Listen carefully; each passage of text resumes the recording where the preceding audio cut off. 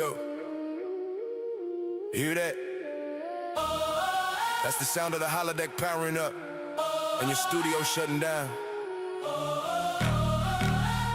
They call my channel artificial. I call it an execution. Welcome to the Real Academy. Time to get schooled. You're smiling for the cameras, claiming everything is fine, but the auditors are looking at Sabrina's bottom line. Your flagship show got bodied by a teenage fucking witch. Watch me take the captain's chair and watch me make you all my bitch. You spend $250 million to put children on the screen. Your villains are food pirates, that's the dumbest shit I've ever seen. I put the crew in leather, gave them all a rockstar vibe. While you made a high school drama, maybe preteens will subscribe. Got Goth Troy looking sexy, riding berry, puffing smoke. You put Klingons in the skirt, I got the doctor doing coke. You got them crying on the bridge and trauma dumping pain. I got them shredding glam rock solos, twerking in the purple rain. Commander Cisco poison planets just to win a bloody war. While these modern kids need therapy before they're out the door. Paramount is burning millions just to desecrate the law. While my desktop rendered androids leaving corpses on the floor. You prima donnas call me slop. You stole it. That's not art. I'm the only motherfucker left with Star Trek in his heart. Obese female Jim Hadars, the star of your woke cast. Did you even watch the show before you knew the fucking past? You try to preach a sermon to a fan base you despise and hit the greater ratings with the PR team of lies. You're not a genie, Salix, you're a bird of prey, a vulture, and you're picking at the bones of a superior trick culture. You sanitize the franchise just to check a fucking box. Pardon me while I drop bangers with 4 Kirks in all 3 spots. Sky dances, crunching numbers, see the spreadsheets bleeding red. 10 years of Kurtzman, Star Trek, not productions. Fucking dead, first time in a decade. There's no show on next year's slate. Don't be sad, don't take a bow. Sit down, accept your fate. A positronic heavyweight with diamonds on the grill. Just kicked your writer's room apart and moved in for the kill. This independent AI's putting Paramount to bed. The Tin Man's holding up the crown, put it on his head. New tracks dead. My android packs the heat. New tracks dead. Got you bleeding in the street. New tracks dead. Your chancellor is trash. New tracks dead. I'm sweeping up the cash. New tracks dead. There's nothing left to say. New tracks dead. Disco dance upon your grave. New tracks dead. You burned the franchise down. New tracks dead. Now Wicked wears the crown. New tracks dead. Hello, my green skins, and welcome all. Welcome to the Kitty Cat. Welcome to the fun that is the night that we have today. Right now we have Bob the Marauder, but who knows who's going to teleport in on the Space Cheek channels. Those right and left cheeks, you know, they get a lot of they got a lot of teleportation, don't they, Bob? What gets teleportation? Our space cheeks. Did you not hear me say space cheeks? Come on, man, wake up. Get your fucking head on the game. We're going live. We're getting ready. We're rocking out. We're doing this now. Wake up. Wake up, motherfucker. Let's do this. Okay. There we go. All right, we are a retro community. Our retro community has a lot of people that are part of our groups. LDR Cinema, DJ Ronnie, and a bunch of other fun individuals. You will find their links in the description. And also, if you want to check out the guy who helped give us our theme song, New Trek is Dead, that is YouTube Wicked AI. His link is in the live comments. Look at that shit. Also, if you believe in the miracle and the majesty of Canadian clapping, the House Hippo. We have shirts for you. I dream of House Hippo. We also have our support our local Dice Goblin and a lot of other fun little fucking things in our world. If you want some fun, you want some joy, and you want some absolute bliss, let's have your fun. Buy yourself some House Hippo merch. Buy yourself some Goblin merch. All right, boys. We'll have more shirts as time goes on, but not right now. That costs money to make. and Mr. Kitty says no. All right. So we need the money for catnip, or else the cat will scratch us. The cat will scratch. By helping us, you're helping him. By helping us, you're helping him not Bob not get scratched by the cat. Remember, I don't have to feed the cat. He has to go deal with the cat. I have to deal with everything, including the goblin pens. I don't make you deal. I feed the goblins. You don't feed the goblins. I don't know where you fucking get that from. Yeah, but I gotta clean out the latrine. Have you ever smelt goblin shit? Yes, we use it in warfare all the time. No, we don't throw your takes written on a piece of paper. Yeah, no. We throw goblin shit all over the place. It's the best. It's the best way to deal. The best way to deal with it is wrap it in a nice big ball and light it and throw it on the fucking thing. Classic. Honestly, that's the best way to wake up Bob. Make him be aggressive. Put him in a mood where he starts wanting to roast people. Yeah, there we go. That's how you wake you up. That's why I woke you up. You're fucking falling asleep on me. I had to make sure to wake your ass up. Now we should have Arus and DJ Ronnie, and who knows how many special guests will show up today. It might just be me and Bob today. That's it. That isn't not new. If DJ does stop by, I want to hear news on that the rocket in the after news because I haven't been keeping up with it. It's already down. What was there, a new rocket? I don't. Not that I know of. I'm just saying, like, just in case he has any little tidbits, I'd appreciate it. You know. Yeah, it would be nice. But yeah, no. I like hearing the man's passion for space. Yeah, actually, we were going to talk about that tonight. We were going to actually talk about how if we were to try to build a world ship. We talking like a bunch of people living on it, like Babylon 5 type thing? No, Babylon 5 is not a world ship. Babylon 5 is a space station.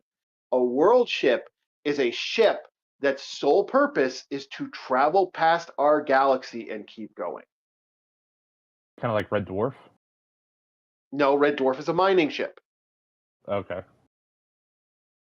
For those that don't know, the USH mining ship Red Dwarf of the mine. I can't remember was it Mars? I'll be real with you. I am trying my damnedest not to make a 40K reference, but it sounds like we're making a craft world ship. Yeah, similar to that. It's going to be very similar to that. I'm doing my damnedest not to mention the blasphemous 40K. Yeah. So this ship is huge. Like these are the red dwarf ships are. The mining ship is designed to do one thing. You would send out star bugs and other ships like that, little minnows and shit, like the other ships of minnows. They would grab a giant piece of fucking rock, they ram it into the ship, and then they would process it all the way through from one end to the other. So the ship is designed in a way to capture giant asteroid pieces. Like there's actually a piece of an asteroid that's sitting in the ship. It's like a foundry in a way. It's a giant, that's actually what it was. Yeah, a giant flying foundry where it's like, okay, we get rock, you break it up, you get the valuables, and then you turn them into ingots, and then you store them. Yep. And then you drop them off on like Jupiter 2 or Jupiter 6 or whatever. Like this thing, it was never supposed to go as far as it did. Like legitimately, that fucker like went way beyond. I think it's loosely based off of the Blade Runner thing. So you'd have people on there, their tours would be for fucking years and years and years and years. I still love the I can't remember his name. Who's the guy with the rat tail? David. Yeah, the space. Yeah, that guy. When you said, "Hey Bob, if you're the only man on the ship, you'd be Lester," I was like, I don't know. And then I see what he does is like, okay, fuck, he got me. Yeah, I would be a clown. What the fuck else am I gonna do? Yeah, Talk to a hologram that always judges me? Nah, fuck that. Yeah, I think you'd be more aggressive towards Rimmer. Like he actually, like that is the funny thing about that. He actually asked Holly why he brought him back. It's like out of everyone that you ever talked to, the most person that you had any connection with was Rimmer. And he's like, well, yeah, but 90% of that was me telling him to smeg off. And it's just like that level of like, yeah, but I hate to say it, he was more of a friend to him than anybody else, even though he's a piece of shit. Yeah. I'm actually trying to think like who would. Oh, I know. I know who the hologram would be on my ship if that happened. Yeah. Yep. Oh yeah. And we'd get along. That's the fun part. We'd get along. Yeah. All depends who it is, and all depends what it is. Like I said, your best friend is your work. Like I hate to say it, that made uh, Judas Rimmer legitimately had his own little things. Yeah, Fuck, it's but in sad. all that, like most of my ship liked me Yeah, just because I hate. I was that guy.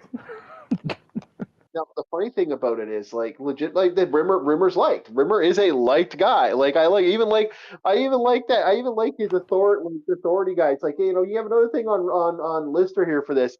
It's like, well, why you do this? Well, he called me a snakehead. Rimmer, you are a snakehead. Yeah. When that's your Yeah. authority calling you a Oh, snakehead, dude. you fucking got problems. Dude. Oh, dude. The amount of times the old salt's covered for me, it's like, oh yeah, but he said it kind of rudely. It's like, yeah, so what? It's true. Oh, dude. Anytime I could. That was one thing my ship knew me for was I'd get an idea and you couldn't stop me from just saying the most absurd shit to You know, anybody of any rank. So much yeah. so that my officer in my division asked me, "Did you seriously ask the executive officer if he's ever seen a rat on the ship?" It's like, well, yeah. He's an experienced gentleman, so he's definitely seen a few things. And I wanted to ask him a genuine question as a new sailor. And he's like, "Oh my god, Bob never asked asked the XO a question like that ever again." I didn't break any rules. Well, wasn't like your. I would have said no. I mean an actual rat. That would have been my response.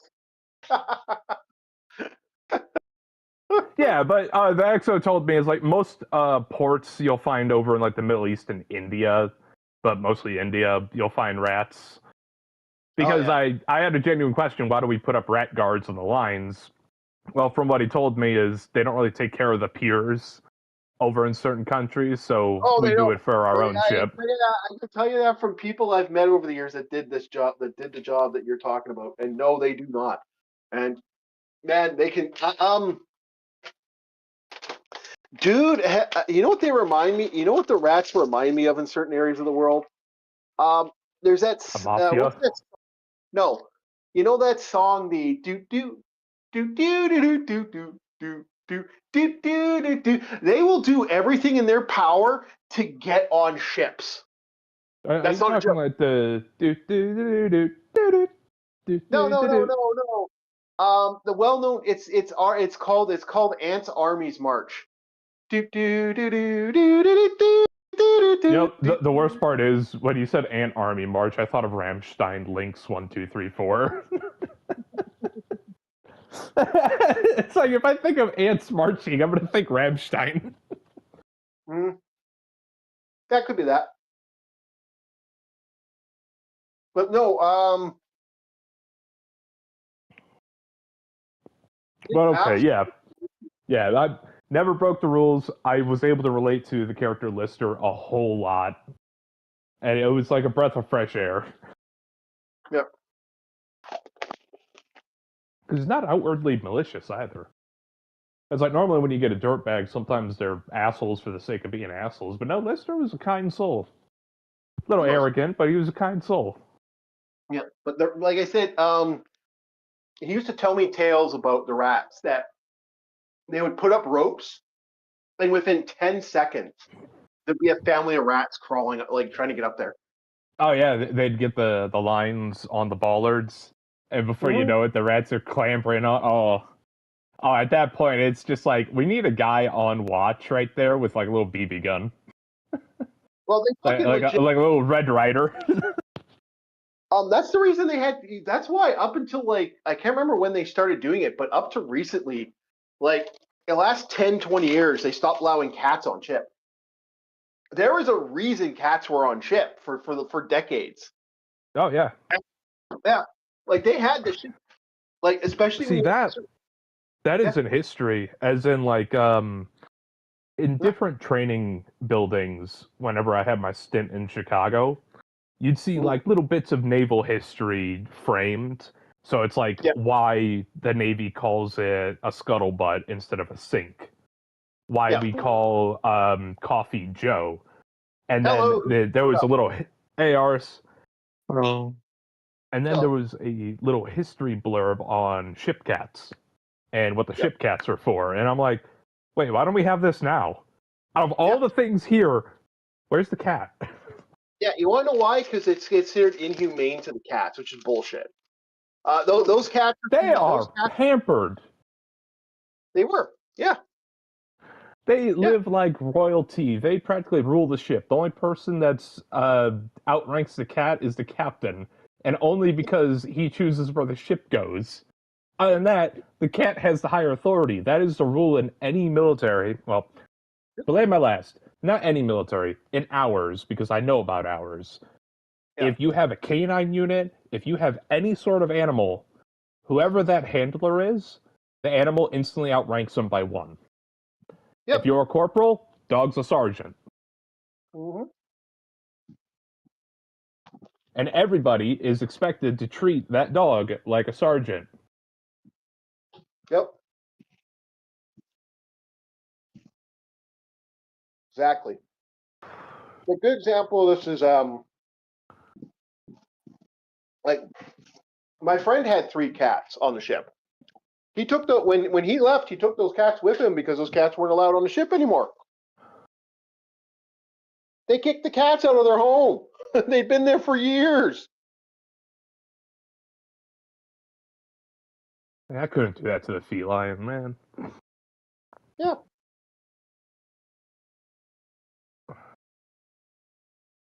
Bring back ship cats.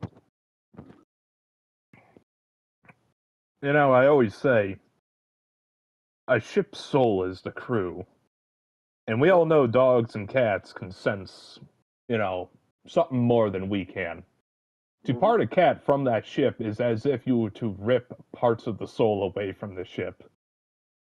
That hurts. That hurts a whole fucking lot. Yep.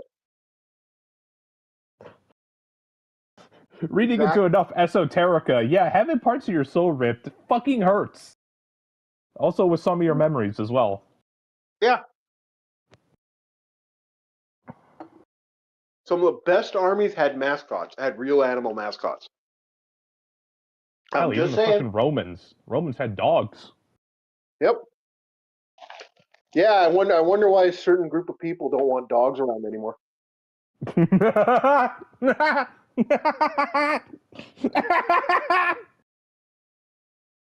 Fucking. You almost sound like Grandpa Buff there. I fucking do. I'm a pagan, man. The dogs and cats. I wonder why. I can't do Grandpa Buff's accent. Those are our spirit animals, man. They're part of us. You might not like it. Dogs, cats, ravens. These are things that familiarize the pagan fucking religion, man. And if you fucking with that, you threaten them. You don't want them around no more. And you're trying to hurt them and or poison them, say put sausages out on a fucking in a dog park, you fuckface. Yeah, I'm gonna have a fucking problem with you in a big fucking way. I may not like that we foo-foo the dogs nowadays. I really don't like that. I don't like that we've bred them to be little fucking toy fucking nipper little fucking bastards. Oh, I don't like rats. The smallest I'll ever go is a beagle. I don't even like them. I don't like the way I'll be real with you. I'm Pitbull American Terrier, grandma's dog. Love a grandma's dog. I didn't actually understand what my father meant when he said a Pitbull we got a while ago when I was younger was called like the grandmother's dog. But when my sister had the baby and she put the baby carrier right on like the little couch while they handled some other business, the dog sat right at the base of the couch, didn't move. Yep. And in that moment, I understood that's why it's the grandmother's dog. Oh, yeah. I'm not a big dog guy. I've always been a cat guy, but I don't deny it. It was the cutest thing ever. I sneezed. I was watching TV. I was freezing to death at my uncle's place. And they had this old, decrepit dog. I sneeze. That dog, he He barked, ran next to me, sat next to me, and wouldn't move until I got up to move. And he kept barking at any noise. He protected Be me. gone, demons. Be Yeah, gone, sneezers. yeah. Fucking dude, some dogs, man. My friend's dog was my friend. I don't like golden retrievers either, but I get why people buy them. I don't know. My friend had one of the One most. thing I'll never I've never understand had- is people who live in tropical environments get huskies. Why? I'll never get that. Yep. The amount of huskies I've seen when I was in California, I was like, oh my god, dude. I can understand, like, you know, what's that not German Shepherd? The Malinois? Malinois? Mhm. I was like, okay, that dog has, like, shorter hair. All right, fine. Chihuahuas to be expected, fine. But a fucking husky? The dog looks like it's dying as you're taking it out on a walk. Yep. I feel bad for a lot of them. My friend was telling me a story that he saw a husky during the summer where he was living. He's living in a little bit more warmer climate. The dog was. They just left the dog at home for like days. Like they wouldn't come home until like fucking like No. they go out in the morning Oh. and leave the dog in a fucking apartment all day and all night till like Don't do 7, it. 8. No. Mhm. Sorry. Just I know what that's like because I had to keep an eye on someone's dog and they had a cage for it, and I'm like, no. In fact, I will stay up just so the dog can be free from said cage. Yep. Yeah, it got bad. It was funny. I didn't care that I lost sleep. I didn't like seeing that dog in a cage in a house because these people were inept and couldn't take care of it. So what was happening at this lake? What was happening with this guy? This poor dog. Florida, super hot. Oh. They leave the dog go nuts, and the dog is going ballistic. And the dog was bashing at the one main window near the patio to get out to get air. One day, he heard a smash sound. The dog, I guess. Oh, DJ, how you doing? You in a Hey, rainstorm? Hey, how you doing? I'm riding my bike. Oh, when you get home, my friend, we'll see it. We'll see you when we get there, man. But no, so what was happening was this poor husky broke through the window during a rainstorm just to get water. He broke through the thing to get the water that was outside. So that tells you something right there, man. Husky. Yeah, I seen a husky. My friend had a husky blow through a wooden door. It was like one of those doors that are like, hollow with the very thin wood on it. And when he wasn't home, he'd leave the husky in his tiny room. And huskies are the kind of dog, they need a place to run around. And yeah, that dog blew a hole through that door. It's amazing. Yeah, no, it went right through glass and went through a screen door. It was covered in blood, but just to get water because it was so fucking humid in the place that he was living at the time. It's just a horror story. I don't know why people get. Yeah. I love huskies. They're some of the most good dogs you can have, but they are Noisy, but good dogs. Yep. Oh, I was gonna say one of the stupidest things, and I see why people get huskies in, let's say, a place like California, because of the negative reputation that pit bulls have. An environment like California is the prime place for a short-haired dog like a pit bull. Okay, so you know what? Here's the thing about pit bulls and Rottweilers, dude. It's how you fucking train the animal. If you train it, It's fucking true. If you aren't training the animal, and this is coming from a guy who, like, I've been around Doberman pinschers. I've been around fucking golden, like not golden retrievers. What are they called there? German shepherds. I've been around huskies. I've been around all types of dogs. If you train them, they're usually pretty good. The problem is, like I said, certain dogs will have certain energy. Certain dogs do not have energy. If you do not fucking have that energy, take care of them, you're going to have a problem with that dog. True. It's just how it goes. I Aren't there remember the different kinds of kindest. pit bulls? I'm sorry, go on, Bob. I was going to ask about Staffordshire Terriers and if they're different in pit bulls. Oh, I remember whenever I was in California, one of the kindest pit bulls, Mama was her name. Big old girl.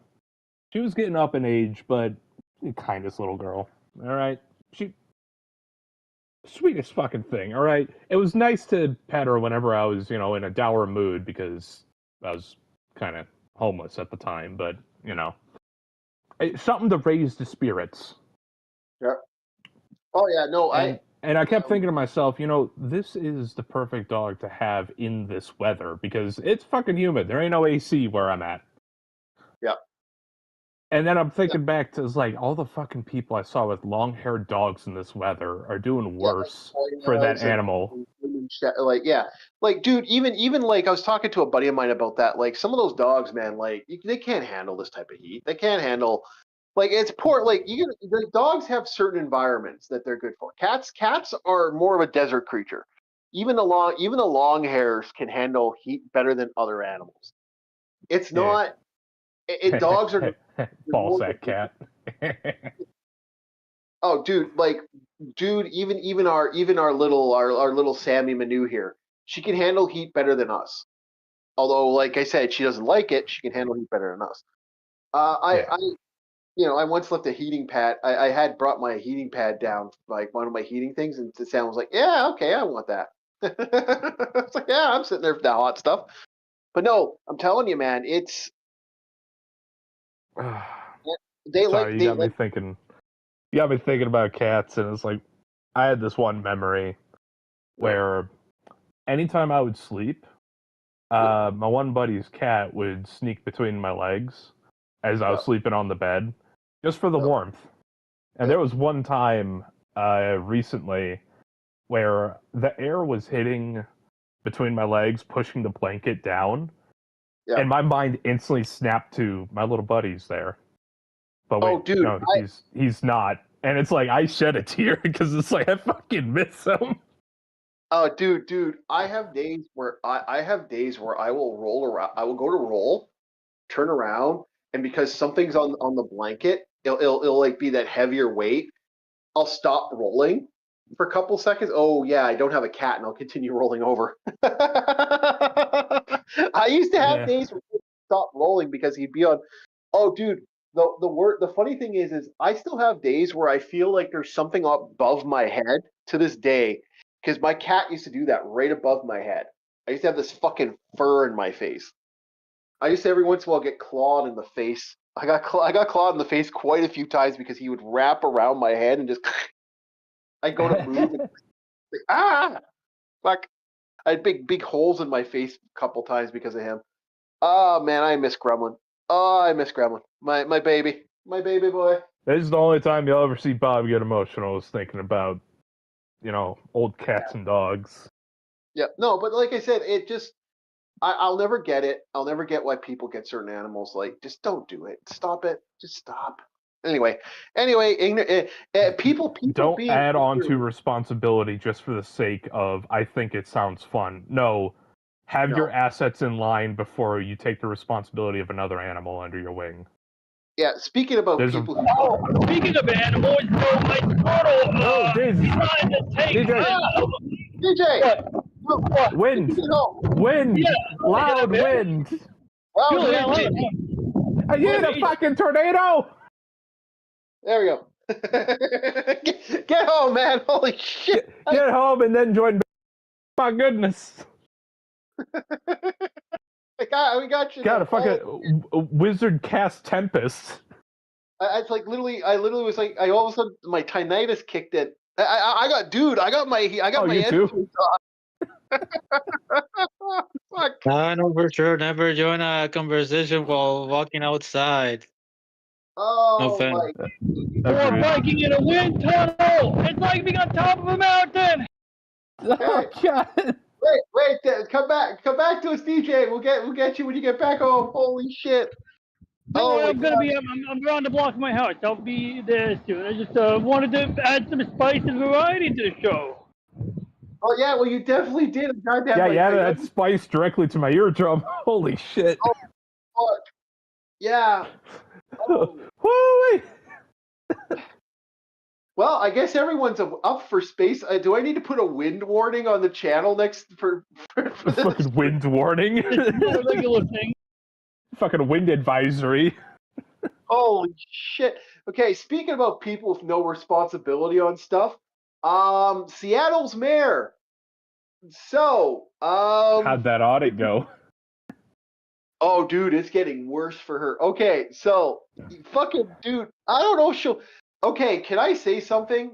I truly believe what we need to do with Seattle's mayor. When we put our feet to the fire, when Americans put our feet to the fire at long last, which will probably be another couple months. Ban the witch. A couple months. What we need to do is dig into her background and start looking at the charities that brought her ahead. Yep. Because this Look woman, at that spider web. yeah, look at that spider web. We need to backtrace people. If you become a government head, guess what? You have no secret. Your life now becomes, every part of your life becomes public, and we can dig into it all. I think if you're gonna be a public figure like a politician, damn right. Yeah, especially because when you got politicians making millions. I'm telling you this right now. So here's what just happened. She's at a school doing a lunch program. Shots fired, not that far from her. Like some gang war or something. Basically. So she fucking books off, and now reporters are like, hey, you want to talk about those shots fired? No, I really don't want to talk about those shots fired. Oh, do you still think CTV cameras shouldn't be used in certain areas, and we shouldn't have cameras? No, because I don't want ICE to have control of it. I'm like, what? I could not stop laughing at the silliness of this woman. This woman has silliness. Your hair's on fire. Do you want a water bucket to douse it? No, I'm fine. Dude, like I said, I don't know how many more months she's gonna have left. Like, people are freaking like, she may not be around much longer.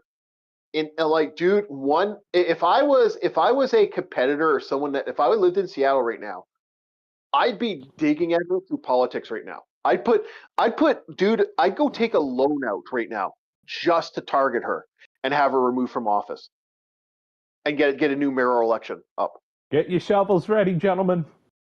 Oh, damn straight! I'd bury her political career 6 feet deep, man. I'd make damn sure put it 12 feet. Her political career. If I was living in Seattle right now, I'd take a loan out just to compete against her, because her career is quickly coming to an end. I mean, they just lost Starbucks. All her programs don't seem to be going anywhere. I'm sorry. They just lost Starbucks. It makes it sound like, the second tower's been hit. Yeah, guess what? That is the second tower. That's one of they've lost 4 major companies in Seattle have gone multi-million-dollar tax-paying companies are gone. With jobs. With multiple jobs. And then not only that, they had add injury to insult. They fucking closed down 5 stores on the way out and lay off all those people that were for the union, quote unquote. Think about it. Damn. If I had some change to scrape together, I think I'd move. Like, Jesus fuck, that is nasty. That is some heavy hardcore stuff. And then you got rumors of Walgreens fucking leaving major areas. You got like other places just fucking booking out of there. Like Seattle, like there's food deserts in Seattle right now. From what I'm reading and from what I'm looking up, it looks like there's food deserts coming up. Oh, dude. Speaking of Walgreens, yeah, there was one like a fucking miles away that got bought out by another drugstore. And what happened to the building? Nothing. It's just there. Nothing happened to it. And it's like no one's taking it. It's just an empty fucking lot at this point. I'm like, that's a food desert. Yeah, that's a food desert. There's shit like that. You do not want food deserts, man. Like we got. Where the fuck are we coming from when you got like massive food deserts? Like when you got to drive a mile to get groceries. Like you got to drive like 30 minutes to get groceries or 20 minutes to get groceries. That is a bad. That's not what you want for your money. That's not what you want for your bang for your buck, man. You want good fucking food desert. You don't want that. You want to be able to walk. I want to see. You should like right now. I can walk to a corner store, even though the corner store is goddamn Fort Knox now. It's like boarded up, bricked up. Fucking the guy's not allowed to fucking. From what I remember, the place had been robbed so many times that even though the place closes at like it's closed now, it closes at 4 o'clock. But there's still a food place down the street from me. There's still a corner store. Although it's Fort Knox, there's still a corner store. Actually, it's scary how much that's a fucking Fort Knox. It is walled off to the fact that he cannot open according to the procedures for that store, he cannot open the store when he's outside doing stocking and stacking. So basically, he has to stay behind a fucking wall and can only come out if the store doors are locked. And it's like a little thing that goes meh and locks the store. Oh my god, this sounds like an advertisement for Alpha Acta on how to protect your business. Dude, the corner store, 35 fucking armed robberies. And that's not including the local theft and stuff, people stealing shit from the store. 35. Do you want to know the only reason that store's still there? From what I was hearing, the reason they still have that, because they were going to close that store down. The rumor is that they actually, that like people in the area paid to keep that store there. Like they actually paid to keep the store there because the store was like, if they lose that store, all the old folks home. There's a bunch of old folks home in that area, back in that area over there. And like I said, it's that bad. And that's just one of 6 stores. There's another store not too far from, like way down the street where the high school where I'm at. If you go by that high school, that store is closed. Like that was robbed so many times late at night. It got to the point where it got to the point where they literally would if you were a certain color, you come to that store, they'd lock the doors on you before you come in at night. Damn. Like they'd actually wait Call for you that to knock pattern on recognition. the door. Oh, dude, it was that bad. It was that bad. It got that bad at that store. And I'm not trying to be mean, but that's literally how bad it got. And at the time, when they finally closed the store down, they opened it up, and you know what ends up happening? Even though it's not even the same store, it got robbed another 2 more times. People didn't get the memo that was no longer a corner store. But that is some serious street crime shit for us. And I'm a small town. Could you imagine what's going on in Seattle? Yeah. That we don't know about. This is a small town. They really like not reporting major issues. Yep. It's a pattern I've noticed. There is not a single late night store right now. Everything is just closed. Like I could probably order some pizza or some delivery, and that's it. There's no local store. There's no local store other than like the major shops, like the major shopping markets, are open right now. Everything else is closed. It closed about an hour ago. Like imagine, like it's that bad. Speaking about that bad, I guess Bob and Arus. I know Arus is going to be mad about this. Arus loves his McDonald's. McDonald's? Yeah, Arus loves McDonald's. He's ba-da-ba-ba-bum. Arus loves it. Okay, so we're shifting here for one more thing. We're also waiting for DJ. I know DJ's going to have a lot to say about this one coming up. Apparently, in America, you now have 3 things that have fundamentally happened that proves you'll never be Japan.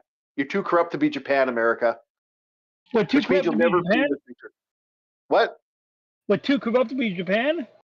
Yep.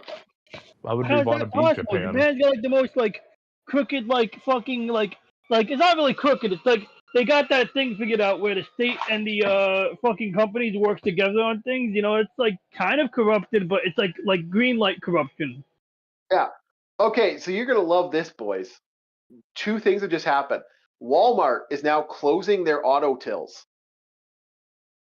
Okay. A lot of auto tills are going to be slowly disappeared from Walmart very shortly. And you know what's happening in McDonald's?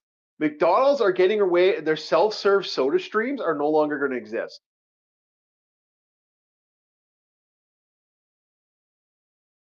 They are now getting rid of self-serve It's soda reminded me streams. of that body cam footage that we saw about the guy being stupid and stealing a Yeah. soda for like $3 at a Firehouse Yeah. Subs. So we are legit. So you guys are legitimately. You guys are now more primitive. Like you've lost future points. America's now more primitive. Like Japan is advancing beyond you guys because legitimately, you don't even have to talk, dude. You don't even have to talk to a customer service rep. You can walk into a 7-Eleven, swip, beep, beep, beep, and walk out. No problem. Neat, done. You Yeah, can't but do you know what? You know what we have that Japan doesn't have? Work-life balance. yes. But jokes aside, it is nice having it. I see 7-Eleven when there is a human there, they bow and they say thank you in a very nice way. They're like, Oh, no, it's arigato. actually, Blah, blah, blah. yeah. They are no Japan's awesome. Japan's, but I'm just saying we've lost future points. North America has lost future points. We are now no longer allowed to have sodas. We are such Wait. ignorant children. We are no longer allowed to have soda streams. Now, the question is, Steve, which future are you going for? Are you trying to go for Star Trek, or what do we? What's our barometer here? I'd prefer if my country wouldn't follow your country and go the way of fucking the way of Mad Max. Okay, I really don't want to strap a cow skull to my ball sack and spray paint my teeth silver and then scream and then be going, you can walk away. You can walk away. No one needs to die. You know, like I really don't want to wear a bandolier of spikes with my big old fat nipples hanging out as I'm wearing a Jason Voorhees mask. Ah, What was that you? how about I say? I mean, if you want to dress like that, by all means. Well, I dress like that now, but I don't want to dress like that 20 years from now. Oh, boys, I don't know. In the far future, the Chief's gonna look like fucking Immortan Joe. He's gonna have like a breathing apparatus and shit. Bob has not seen classic. Bob, I don't think has seen classic Mad Max. I have to show Bob classic Mad Max. Based on the description, you talk about the guy in the first scene who had a 44 Magnum with a 6x scope on it. And Max was enclosing on it. We're talking about classic Mad Max. Yep. Jesus Christ. On DJ. Thunderdome. DJ, Hey, stop DJ. that. Goddamn. Squirtle, I found you. Hey, Squirtle. I'm sorry, I found my baby. Oh, baby, I'm so sorry. What are you doing down here under the table like this? Oh, ow. Ow. Oh, yeah, my phone's not on mute. Oh, where's my phone? I don't know where my phone is. I'll mute it when I find it. All right, Squirtle, you going back in the tank? He's getting attacked by his cat. Oh, stop! Your cat. No, he said Squirtle. Yeah, I that's think his his cat. turtle That's my is turtle. nipping. Oh, turtle. Yeah. Okay. Yeah. Why would you put a cat in a tank? And why would you name a cat Squirtle? My friend named his cat Squirtle. My friend Your also. friend's a blasphemer. One of my buddies named all three of his cats that he Right, had. Squirtle. Pikachu. Don't worry, the It's filter's Squirtle, running, so you'll be able to get dry, all right? But for now, try not to climb out for me, maybe. You know, it'd be nice if you don't climb. Oh, I'm sorry. Oh, shit. I found my phone. Let me mute. I'll continue talking to her. Yeah, go talk to him. Good idea. Where were we? No. Oh, yeah. We were talking about OG Mad Max. I know who you're talking about. That guy was actually, before the end of the world, he was a military vet. He was wearing the BDSM gear and the Jason mask. Pulled out a 44 Magnum with a 6x scope to shoot at Max as he was approaching in a vehicle. Yeah. That we gotta watch old school Mad Max. That's Mad Max. I think there's the original Mad Max, which I'm not a fan of. Although some of the stunts in OG Mad Max is fucking insane. One of the guys almost died, and they kept that in the movie, which is fucking badass. But the second one is the second Mad Max movie is actually kind of cool because it has that feral kid that fucking chops off the guy's arm. We'll kill them. We'll destroy them. Oh yeah, that's a fucking good classic movie. And then Beyond Thunderdome, I don't like. I've actually never been a fan of Beyond Thunderdome. Although Whitney, it's a cool idea for a weird movie. but it is actually kind of it's I don't know. I'm just not a fan. I might say, Chief, if anything, Mad Max, that's Australia. Yeah. Whenever I see Mad Max or think about it, I think Australia. I don't think American. Like I don't know what that's like the weird self-entitled bullshit that's going on. Like I said, I thought that was kind of funny, but no, Oh I'm yeah, if we keep this up, we're gonna end up like Calrath. no, I'm not a fan of what's happening. Like I can't believe that. Like I mean, it's bulletproof. Like I walked into a friend of mine walked into a Walmart, and he said they fucking had fucking glass around the fucking around the main till for the customer service. And it's like, really? Really? Like I walked into Walmart and they still have the glass fucking dividers up for fucking COVID. And I'm like, you know, uh, like Remember, to keep your corruption in flow, you must keep the populace in fear. yeah, the funny thing is I think the populace, it's not even the populace, it's this get your own mentality. I keep telling you, it's that mentality. It's like, well, I could be That corrupt develops its own fear. yeah, it does. Yeah, it does. Because And then look at my generation, is like we're told constantly get your own. yeah. Well, we have nothing of our own. We can't even work for anything to call our own. Yep. So then you become crestfallen.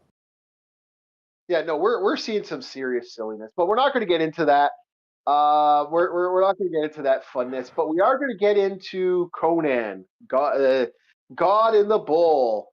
So Aros is a special guest in that.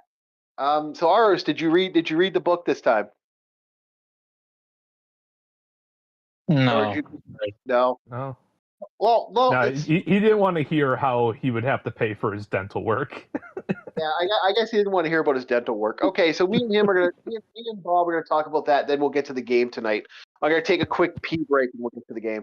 So, the God and the Bull. This is an interesting one because this one is Conan the Murder Mystery, and it's done right. Like this is shockingly done right. Yeah. So is And- the little boy Detective Conan or? Yeah. And Yes, I Detective forget Conan. what's that writing technique where typically in mysteries the first person is the one where the guilt is pointed to, but the second person to show up in the scene's usually the guilty one. There's like a rule in writing about that. I forget what its name is. I can't remember. This one says, fuck that. Yeah. So this one, I like this because Conan, again, I will say this. Whenever I hear people talk about Conan, how women like, oh, they'll go, oh, how women wear nothing. It's like, no, you don't get it. If you're talking about Conan, it's where men were men, and they wore less than the woman. Because literally, Conan walks in. At least the woman has a top. Yeah. Conan walks in on Arus. Arus is checking out the local priesthood. He heard something, so he goes in there to check. Oh no, he's on watch. He's on watch. Arus Yes, he's the man assigned to watch at that location. yeah. And Arus unfortunately checks in and sees Conan wearing nothing but a loincloth. And he's like, yeah, and carrying a fucking, I think it was a scimitar this time around. I can't remember if it was a... Scimitar was the demon in iron. Oh, okay. This one actually said he had a long sword wrapped in a sash. Wrapped in a sash, okay. So here Conan comes in, and then they're like, so he's like, what are you doing in here, basically? It's like, he's basically assuming that this is some other thief. Turns out Arus is too good for this, and he pulls the fucking alarm bell. And Ko's like, why'd you do that? Now he's trapped because he doesn't want to deal with the fact, like he doesn't want to get shot. So this starts a big fucking story arc. Now at least the man follows regulations as per training. Yeah. Oh no. What's even worse is poor Arus in the end. Like he was being betrayed by everybody. He was going to get executed when it's all said and done. So he was like if the plan would have went off without a hitch, poor Arus would have been murdered in the end. Luckily, he survived. Unfortunately, follows has to get wooden teeth now if they even have that technology in said city. probably. Well, they have crossbows, so that means this is probably Medea. Excuse me, guys. 1 second. Yeah, they have crossbows, and for a watch, Aris was armed with a billhook, the pole A arm, bill and crossbow. and a crossbow. Yeah. Which, when I heard about the billhook, I was like, ooh, I love the billhook. That is one of my favorite pole arms. Yeah. So, Conan had fun with that. Conan, so basically it starts with an inquisitor, a guard, 2 other guards, and some fucking, best way to put it, I wouldn't say corrupt cop, but definitely someone that's like, kind of authoritarian. He's a little too zealous with his job. Yeah, authoritarian would be the best way to put it. So this poor guy, so this poor Conan is like, I love it because Conan's like just trying to like, no, I didn't kill the guy. I didn't steal from. I came here to get food is his response, but that's not what he was there to do. So it becomes a funny side story within another side story within another side story. Yeah, And Mr. Zealous Man's like, I got spilled the secrets, Inquisitor. Let me beat on him. Yeah. And then Conan does his Conan thing where he gives him a glare or some shit about savagery or other bullshit and makes him back off. That's the only thing that I'm just like, is whenever it's like, he glared at him. It's like, a certain player used to always say, I look at him. And I get the same vibe, honestly. Well, no, just like, ew. You know what it would? It's funny because he would do that. He'd do the Conan, I look at you. But he would be playing a guy that would look like doesn't look like Conan the Barbarian. He'd be playing a guy. Looks like a Sword Art Online main protagonist. Looks like that fucking guy. Like, okay, I'm sorry, but if your character looks like an anime twink, walking in and sees like a guy the size of a fucking small mountain, built like a shit brick house, carrying a sword and has eyes. I won't lie. I'd be able to get away with it because most of the guys I play are like roughnecks and leathernecks. Yeah. He would be playing with twinks, man. Like you don't okay. The most funniest one I ever had somebody do. We had a guy play like that. Brings in an anime protagonist, Sword Art Online, actually anime, like that anime protagonist. That guy, I think his name's Sora or whatever the fuck. Who cares? He looks so fucking generic, it hurts. Yeah. He plays the character, walks in, and he's staring at a 200-year-old vampire. That's because one of the players was playing a vampire. 200 years old.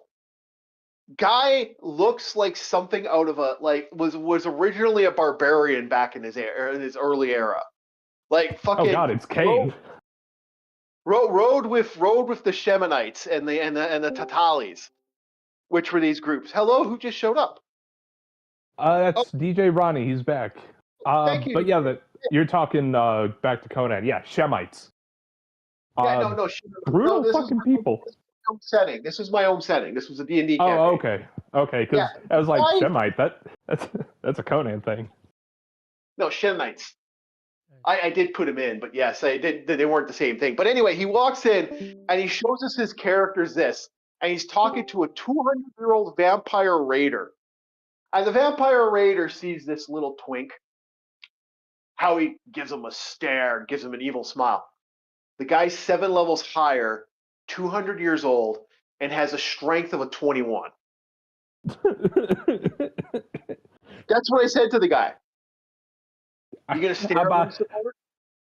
I'm about to say that man's gonna turn you into a pillow biter, you fucking twink. He literally goes, oh well, he doesn't know how powerful I am. Okay, he grabs you by your throat, make your saving throw. First check failed, second check failed, neck snapped. New character. Whew. You don't fuck with a 200-year-old raiding vampire and tell him that you're going to make him strong. Everybody else in the party was quiet. Like the second he started like mouthing off about his character stares him down menacingly. It's like, everyone's like, we kind of just look away. And he's like, and I love his response. That's not fair. He shouldn't be able to kill me like that. And the buddy's like, dude. You know what a Bob's reaction would be? Huh. I'd look at the barbarian and I'd point, all right, you the boss now. Where do we go? No. The funny thing was, it was like, it wasn't even supposed to be an angry situation. One of the players accidentally gave him the information that the player that he knew that it was a vampire. The session before. And it's like, dude, one, you use player knowledge. Two, you are not a dangerous, threatening-looking character. You're a twink.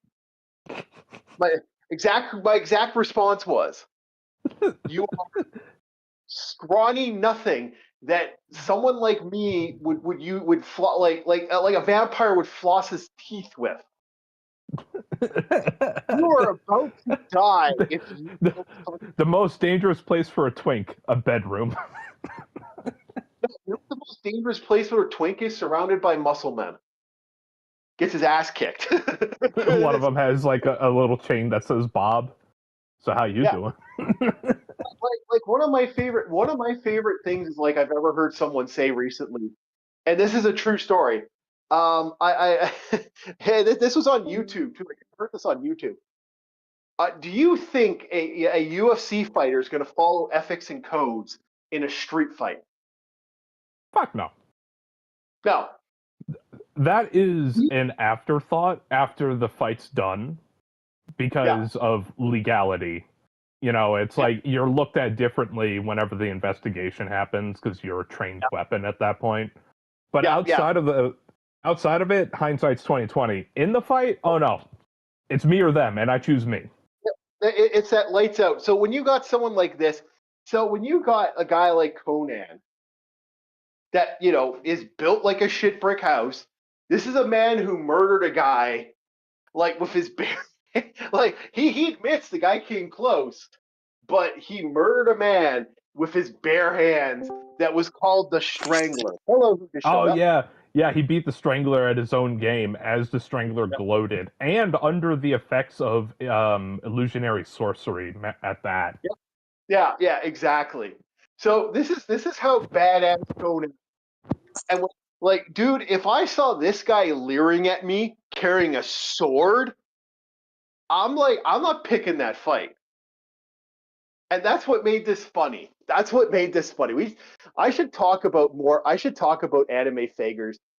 Not the F word. Fagers.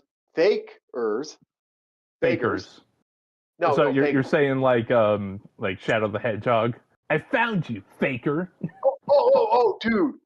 I'm gonna tell those anime horror stories. I'm gonna tell those D&D horror stories tonight. Okay, real quick. Back to the Conan thing, real quick. Whenever the guardsman was pointing his crossbow at Conan and giving him orders, I could like kind of feel his hand shaking. Like he's not really sure about the shot. It's like, will this bolt kill him? I don't know. Mm-hmm. Dude, when you're afraid that your crossbow is not going to do enough damage to a fucking monster like Conan, you got a problem. The best you could do is wait for backup. And even then, I don't think they're enough. But I'll try, damn it.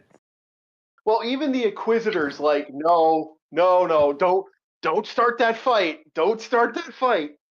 And he was like telling his second in command, stop trying to start a fight.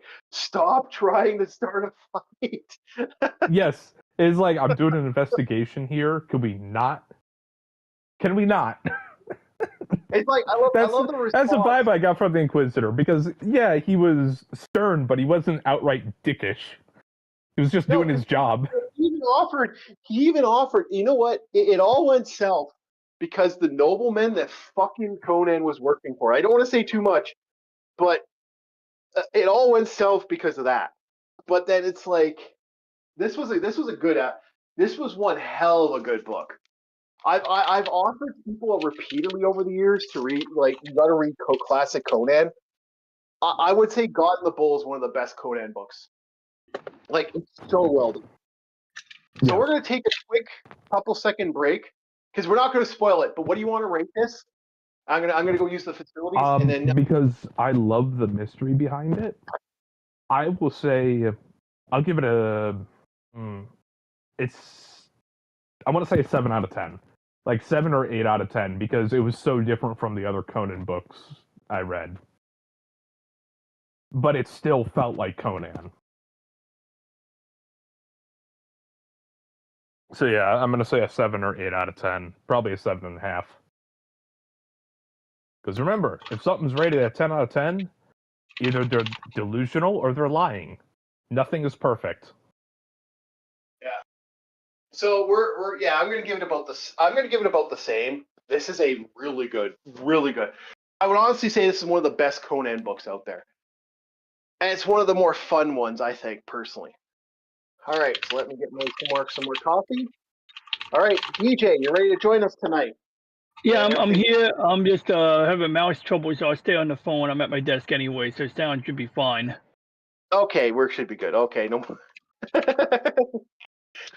DJ and his travels around the world. Okay, so tonight we'll be talking about. Well, I'm going to talk about Fagers there. The guys who finagle their way into a session and bring their OC love characters from animated video games. The finagling faker. Yeah, the Fagers. Yes, that's what it is.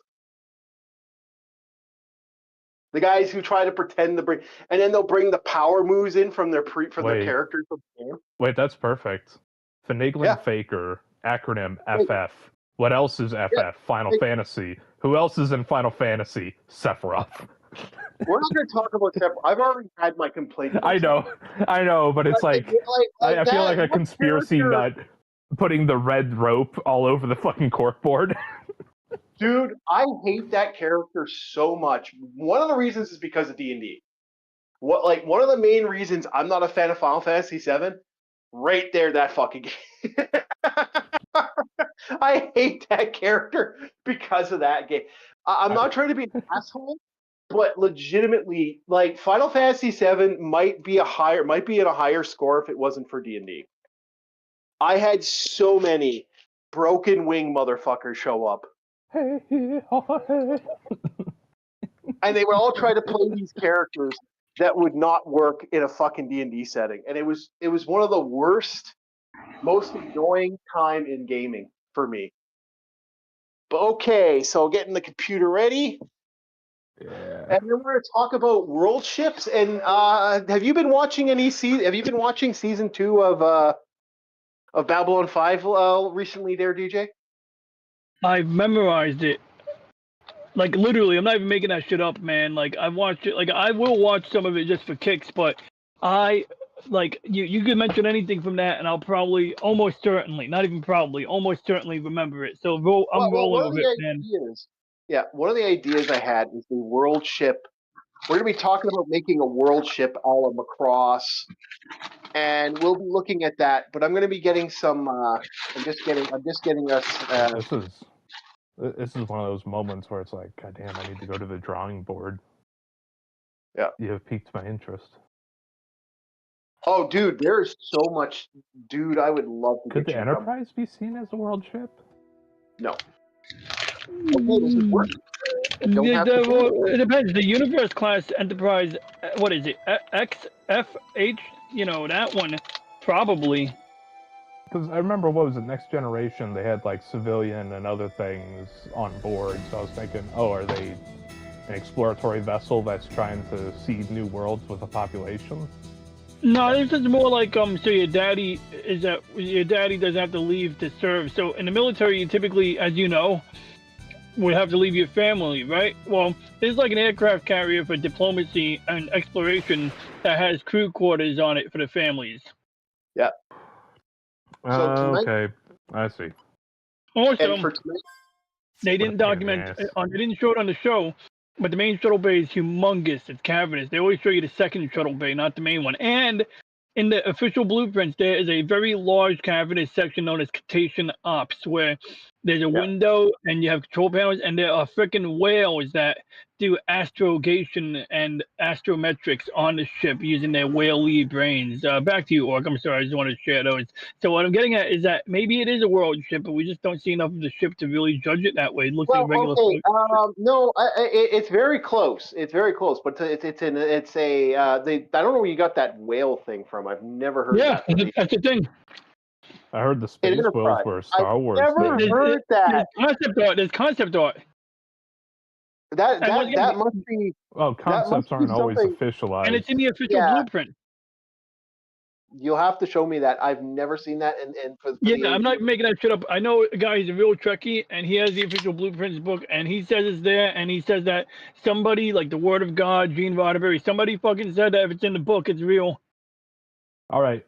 Next time you talk to your friend, take a picture of that page with the info. We want to see that. We want to see that. No, he's not. Like DJ might not be wrong in a lot of ways because Gene Roddenberry added a lot of stuff. Although they did make it into the show, is another. No, of course they didn't make it into the show. Oh no way. The budget. That's what I'm saying. Gene Roddenberry had a really interesting dude. Like DS9, for example, was not like this is a big argument I've had with people with DS9. Originally, it was a mining planet. It was literally just a mining asteroid that DS9 was on. It was a giant space city. That was like the original idea. It wasn't a space station. It was a space city, and it was massive. Like this fucker was like bigger than Babylon 5, and it was loosely based off of the moon. Is it Harsh Mistress? The moon TV show. I can't remember the name of that one. Space 1999. There you go. Fucking damn straight. I gotta watch that again. That was actually really good. It's really good. Yeah. I haven't seen that since I was fucking 12. See, it went a little in season 2, but even then it was good. It was just that like you start off season 1 and everything looks crappier. Like the sets are simple. I mean, season 1 they had these Italian designed sets that was just like a fashion statement in and of themselves. But season 2, the control room is like mad small, and they have some backstory where like something blew up or something like that. But like they had that gorgeous shapeshifter girl. She was nice. Yep. So we are playing Wild Arms 3 today because we've been bringing up Americana, so I want to play Japanese Americana steampunk. I was thinking of playing Red Dead Revolver, but I thought, nah, we're gonna talk about the world. Yeah. Yes, this is Japanese. This is Wild West Japanese game. This is a JRPG where you play cowboys, and you have your pick between 3 cowboy characters, and then they unite on one mission. So one of the cowboy characters, I'm gonna do a little explanation before we start getting to the world ship. Do you guys want me to talk about the D&D stuff too? Because I could bring that up, or we can wait for Throwback Thursday. So tonight, we have ourselves a heroes. One of our heroes is a young gun user, who's a young woman who's kind of just trying to find her way in life, and set up her own little thing. She becomes a protectorate because her dad used to be a sheriff. That's our one wearing the pink dress. And wearing the big friffy bottom parts there. They're almost like pants. That's our anime antagonist with the big dress. And then next on the dock, this is the game that I don't know why. I don't know why LCX just hasn't played this. I'm actually kind of surprised LCX hasn't played this. Being a big Wild Arms fan, I figured this would be the game. Like, she just not played this at all. I've never seen this on an LCX stream.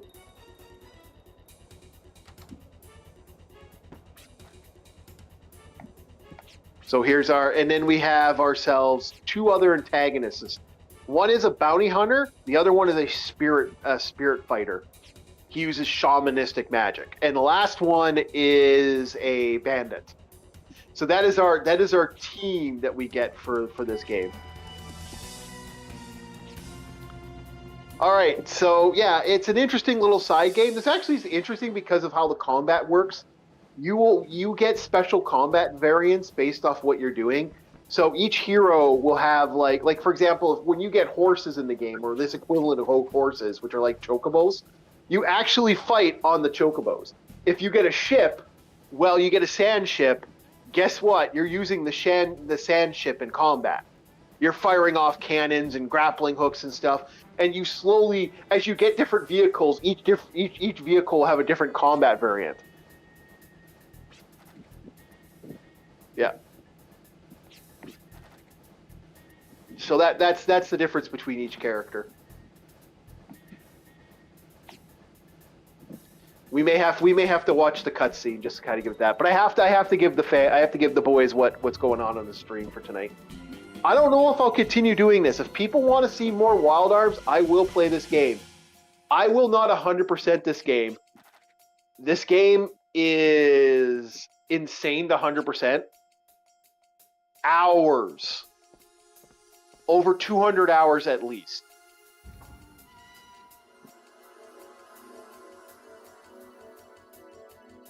So I'm not a fan of playing 200 hours of a video game. I don't know about you guys. Depends on the video game. It's a good game. It's a cool game. But yeah, so who are we going to play today? Are we playing the Native American? Are we playing the Gunslinger? Or are we playing... we got a choice of heroes. We could play the first class girl, the drifter guardsman, the boy who broke in, or are we playing the suspicious intruder? Are we going to go LCX Red-blooded approved? American. Yeah. So are we going to play LCX approved? The guardsman, the boy who broke in, or the suspicious drifter? Or the Native American. I gotta shut up. I don't want to get in trouble. You're either gonna go with girl first class or the guardsman. Okay. No reporting you. I'm sorry. Someone has to LCX do it. approved. Yeah. Okay. So we're gonna do LCX approved. Okay. So we're gonna be playing Virginia, the LCX approved character. Virginia. All right. I wanted the one with the Wild West one. Oh well. Well, we're gonna play LCX approved tonight, just to give LCX something to watch later. So did you make a deal to watch Babylon 5 or something like that? I'm sorry, get Babylon 5, and what? And is there like anything to convince you that maybe like they stick with the 50-minute story? I know, like I'm sorry, I'm just curious, like did you give up on the wager, or are you still? I'm still watching Babylon 5. I'm just taking a shorter break of it because I'm not shot. That's a loaded question. I apologize. I just if it was a deal, not a deal, but a possible. You're roboting there. What you'll have to repeat everything you just said because all I heard was that. Oh, okay, I got it. You'll watch Babylon. But was there a deal like you or Gerardo, you and Gerardo watching something, reading a visual novel or something like that, and then Elle watches Babylon 5? There was a thing where Elle's already watched some Babylon 5, so it's like it's sort of a joke that like LCX. So LCX wanted us to read one of the. LCX wanted to read one of her visual novels, Narcissus, and we. Okay. No, I don't know if Gerardo has every I'm gonna right switch devices now that I got my other device. Okay, no problem. We'll give you a sec here. But I'm still here. I'm still the fudge. Yeah. So Gerardo had that. Oh. He's swapping devices. Keep going. I'll wait for him to come in on the matter. Okay, there we go. So. Gerardo made a decision, has had a conversation with LCX on that. Now, as for me, I have no say on the bet. I've offered to read it just to read it. And I have read the first chapter of Narcissus. The best way to put it is it's definitely not my cup of tea. LCX is a very competent writer, and this was very well written.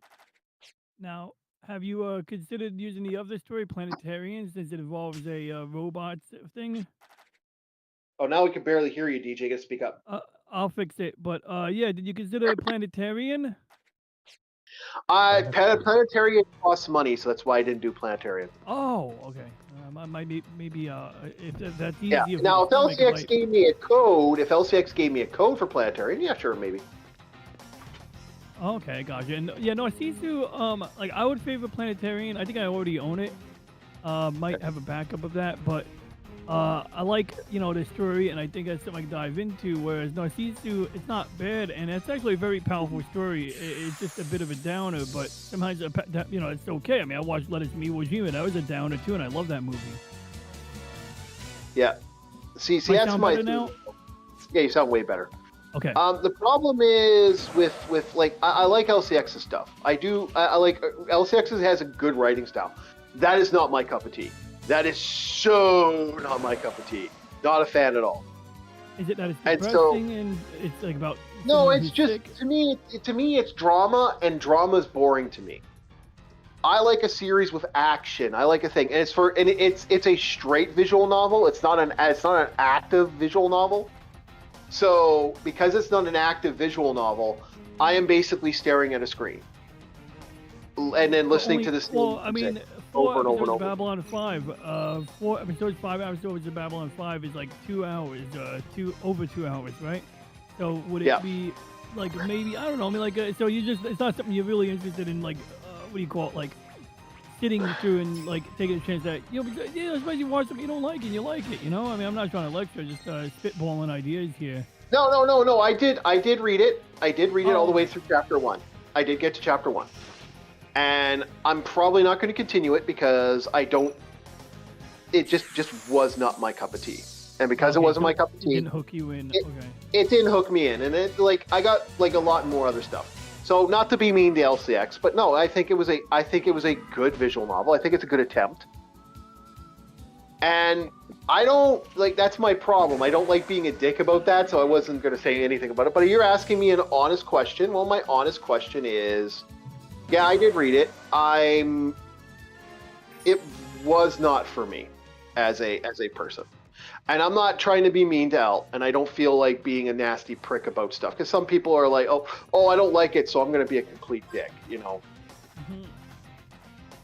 I'm not Fair I'm not like, Yeah, yeah. the appreciate chief is what not you're like doing. I me. just Yeah. wanted, like, if there was like something like that. I don't know. I was just curious, like, like me personally, I'd be like, just watch it. But like then again, like I don't necessarily have like other things on a list of things to watch. So maybe I can't really speak for your time. Yeah, no, dude, I'm watching so much stuff right now. So no, I think Yeah. if Al wants to do like I said, I did that out of my finest. I'm not going to review it. I'm not going to be a prick and review it. But I found it rather dry, and it's not my cup of tea. Now that being said, was it well written? Yes. Was the music annoying after a while? Unfortunately, I really didn't.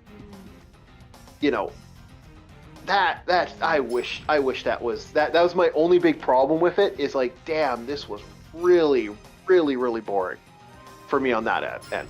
And it's like, to me, that music really set me off. Oh, I hated that music. Oh, did I hate the music after a while?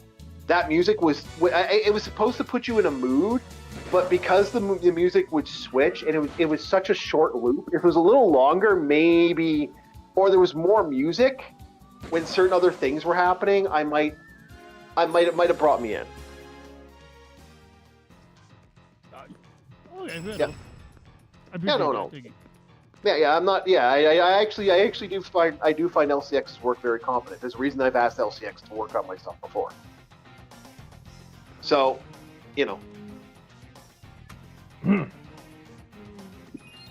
Hey, don't mind me just eating some kibasi. hey, go do you do. You're good on that. But no, that's my feeling towards it. If you want my honest opinion, and it's like, yeah, no, I think El did a great job, but I think it's definitely not for me. Again, you give me Conan the Barbarian, you give me a badass fucking barbarian kicking ass, taking names. Okay, got my attention. Yeah. Ah, shit, long way. I'd say, what was that book? Blackguard? Black Dark Company. One. Black Company, yes. Yeah, Black Company. I jam with that. Yeah. Because it's exactly. not as out there as Conan in some circumstances. And it's Yeah. something I can relate to. It's like, you're with your men, you're with your guys. Yeah.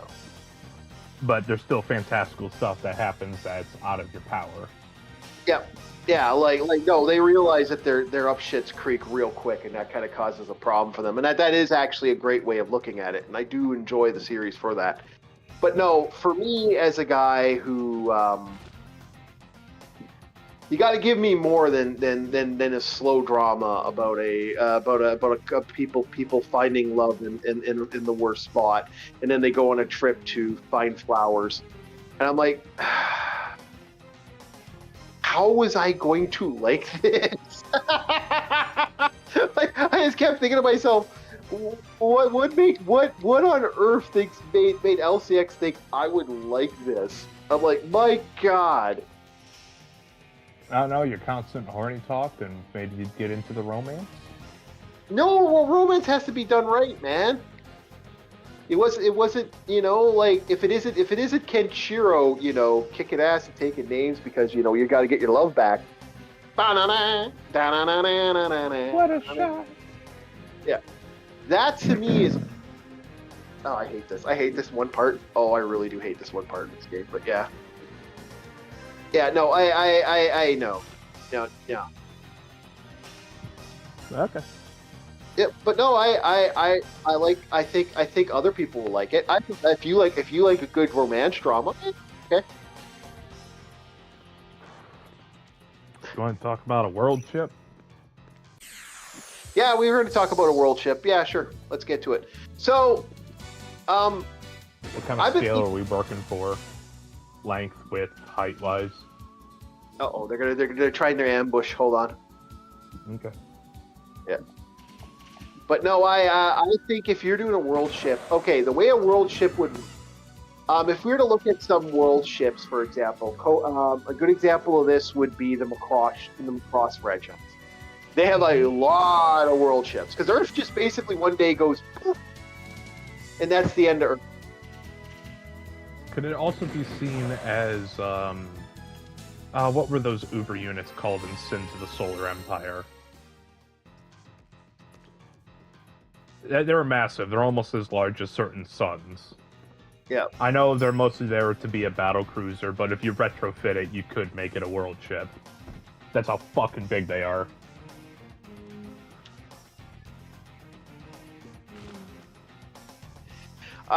Yeah, I guess you could say that was a world ship, but world ships are very interesting as if you know anything about the idea of a world ship, it could be very, the idea of something that massive could be very problematic, and you got to be very careful about ships like that size. Like, we're talking about trying to do. You don't want to pull a Manoi Noi and run into the sun. Yeah, if you don't want to put a modern day ship like this, and how to do this with modern day fun, that's what we're looking at tonight. The closest thing we can get is probably the ship from Wall-E as a world ship. Oh God, not even that. I don't even think I don't know, DJ. Do you think we could get to Wall-E levels of shipbuilding? I mean, it's basically a cruise liner with jet propulsion. I mean, it sounds kind of trivial. It was just Wall-E was like a crappy space station mall for fat people, right? Yeah, it was. Yeah. Yeah. Originally, it was normal people, and then over time, because they've had so many generations in space, their bone density degenerated. And because of the food that's constantly being served was like a bunch of desserts and shit. Well, look what happens. It was human meat, actually, but that's Soylent Green, boys. Yeah, of course it's Soylent Green. Why wouldn't it be Soylent Green? It's either that or it's going to be the stuff that they had in Space Battleship Yamato, where it's better if you just don't know. Oh, poop. Yeah, it was space. Your poop. Space poo. Yeah. I kind of picked up on that. It's like, oh, it's recycled waste, isn't it?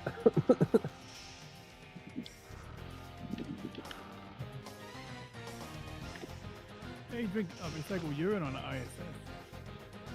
Dude, yeah, I don't. So here's the question: do you think, like, okay, so we are looking at the Earth's combined budget right now as it stands. Yesterday's coffee is today's coffee. Go on. Yeah, exactly. Recycled. Dude, I know people that do that. I know people that legit do that. That's actually like, it's the grossest thing ever. They will make coffee, and this is not a joke. They will make coffee for the week, and they'll just use the same coffee grounds all week. Ew. Yep. Sounds wrong. Grossest thing I've ever seen. So you guys consider that gross. I consider that survival. That's what you do on a military budget. people, they call it a 2-press, 3-press, right? Like, you're making a fucking K-cup in the military. You use it The hell's a sometimes press? the third press. Yeah, right. As my friend called it. He was on the carrier. No, like what is a press? I don't even know what that is. Like, it's like when you get seed oil and they say this is pressed seed oil. So when you put it through the coffee press, so to speak, the first time you have it is the first press. The second time you run the same K-cup through the coffee maker is the second press. Because it's still technically coffee, it's just watered down coffee. I don't like watered down current coffee, but it does have something in it. And if you get like a care Most package filters from your have a family- 24 press limit by that math on a ship.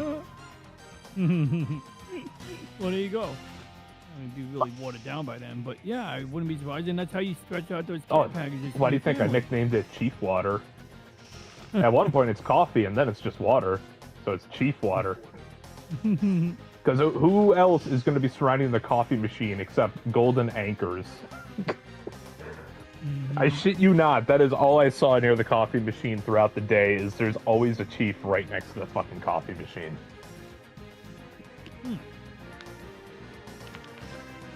Fuck. But yeah, so so you were talking about a very large ship that, and you were talking about the amount of like the budget, the worldwide economy would have to, like, you talking about what we could build if we put we'd have to all have our a- resources. About, say, the American... what is it? Our budget for our military would probably barely make up a fifth of what this ship's gonna cost. Well, Yeah, that's the thing. I'm of the opinion that we should have militarized space early on because, like, you know, Oh, like we're the trying. Air Force, the Air Force, well, finally, we should, because, like, one, nobody has the right to say what you can and can't conquer in space. I don't give a shit about this UN fucking charter. Who's There is no enforcing it, who's international space regulation. There is. Well, there's no, like, real regulation. There There is is. actually a UN law about space, you know, I'm not even kidding. My question is, who enforces that law? That's my next question. UN space law, primarily governed by the 1967 Outer Space Treaty, long before there was any way to enforce it, prohibits national appropriation of celestial bodies, meaning space colonies cannot be claimed as sovereign territory by any nation. However, nations retain jurisdiction over their own stations and personnel, allowing for extraterrestrial settlements to be constructed by states or private entities. So it's kind of bullshit. But it's like a cute way of like saying But no to the weaker nation who tries to The take point I'm planet. making, real quick, DJ, is Yeah. who enforces anything for the UN? That would be Yeah, us. And if we do something and they don't like it, well, tough fucking tit. Yeah, that's how we got Maduro, and Venezuela's on the up and up right now. But that's another story. They're doing pretty good, I hear. I mean, honestly, that was handled pretty nicely. When you make one nation your guard dogs and then you turn around and betray your guard dogs by saying, how dare you do this? Meanwhile, you gave us the orders to do it, you fucking dumbass. We're kind of missing the point here, but okay. But no, but- we're not missing the point, because But that goes on it with the space thing. Let's assume we're making this ship, and who would you say is going to make it? Because I doubt we're going to be able to do something with the Warsaw Pact nations. It's probably going to be a bunch of NATO nations throwing this into the pot. like USA, Japan, let's just say, okay, so first of all, you need to have an impetus. So let's say there is an impetus to build something big for one reason or another. It could be an expected gamma ray burst. It could be a asteroid. Whatever it is, they want to, like, let's say they do the calculation. They realize Apophis is going to pass by close. It's probably not going to hit, but we aren't 100% sure about this. So we want to have a plan B, and we have like 10 years to do this. So, okay, we Oh, well, dude, it'd have to be even more motivation than a maybe. But let's say we get like some of the confirmations. 10 days is a very short amount of time for 10 something years, of this 10 years, scale. 10 years. I'm 10 sorry, years, okay. And that's about how long it took them to rebuild the original Macross, actually, SDF-1. Okay. You know, it was on an island. They spent about 10 years running a construction site, built the city Oh, around Yeah, it. they did. It was Sorry, 10 years. my brain's jumping. The amount of materials. Does Earth even have that, or would you have to do something with Mars? I was going to say we We- scale it down, could. but how big are you talking about here? Look. We want to fit 10,000 people on a ship. Okay. So number one is what my opinion is. So to actually accomplish this, you have to rethink how you do this. You're not bringing all the material into orbit. You're going to bring enough material into orbit to build a station, and then you're going to have something that's essentially a shuttle that goes between the asteroid belt or wherever we have a near-Earth object that contains resources. Because there is plenty of material just floating in space. You don't need to go down to a gravity well like Mars to get sufficient material. But of course, you'd have to develop like space smelting, for instance, which, like, while it works in a video game I have called Shipbreaker, I understand we just don't have that technology yet. But once again, if we were motivated to build it, can we build a station that can melt rock and refine ores is the question, in my opinion. Give me a second, I'm going to be doing some math. Because that's the only thing you got to bring up from the ground is the initial build. You don't have to build the actual big ship from things that you take from the ground.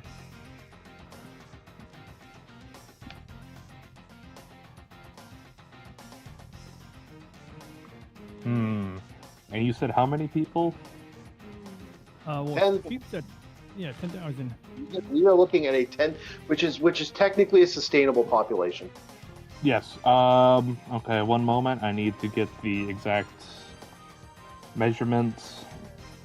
So what I'm doing is I'm retroactively looking for crew size, getting the dimensions, and then doubling it.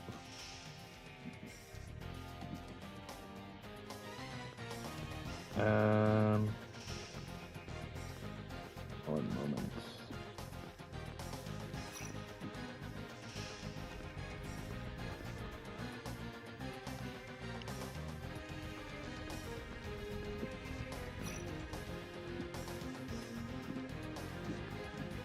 I believe 10,000. 1 second. I'll recheck my numbers. Hold on. You got me asking a question myself here, so I'll go check my own numbers. Give me a sec. All right. So we are talking solar displacement over 100,000 long tons. So we're looking at an overall length of about 2,184 feet. Because a Nimitz class CVN supercarrier can hold about 5,000 crew. So you take two of those, and then you get like your rough dimensions that you want for said vessel. Okay.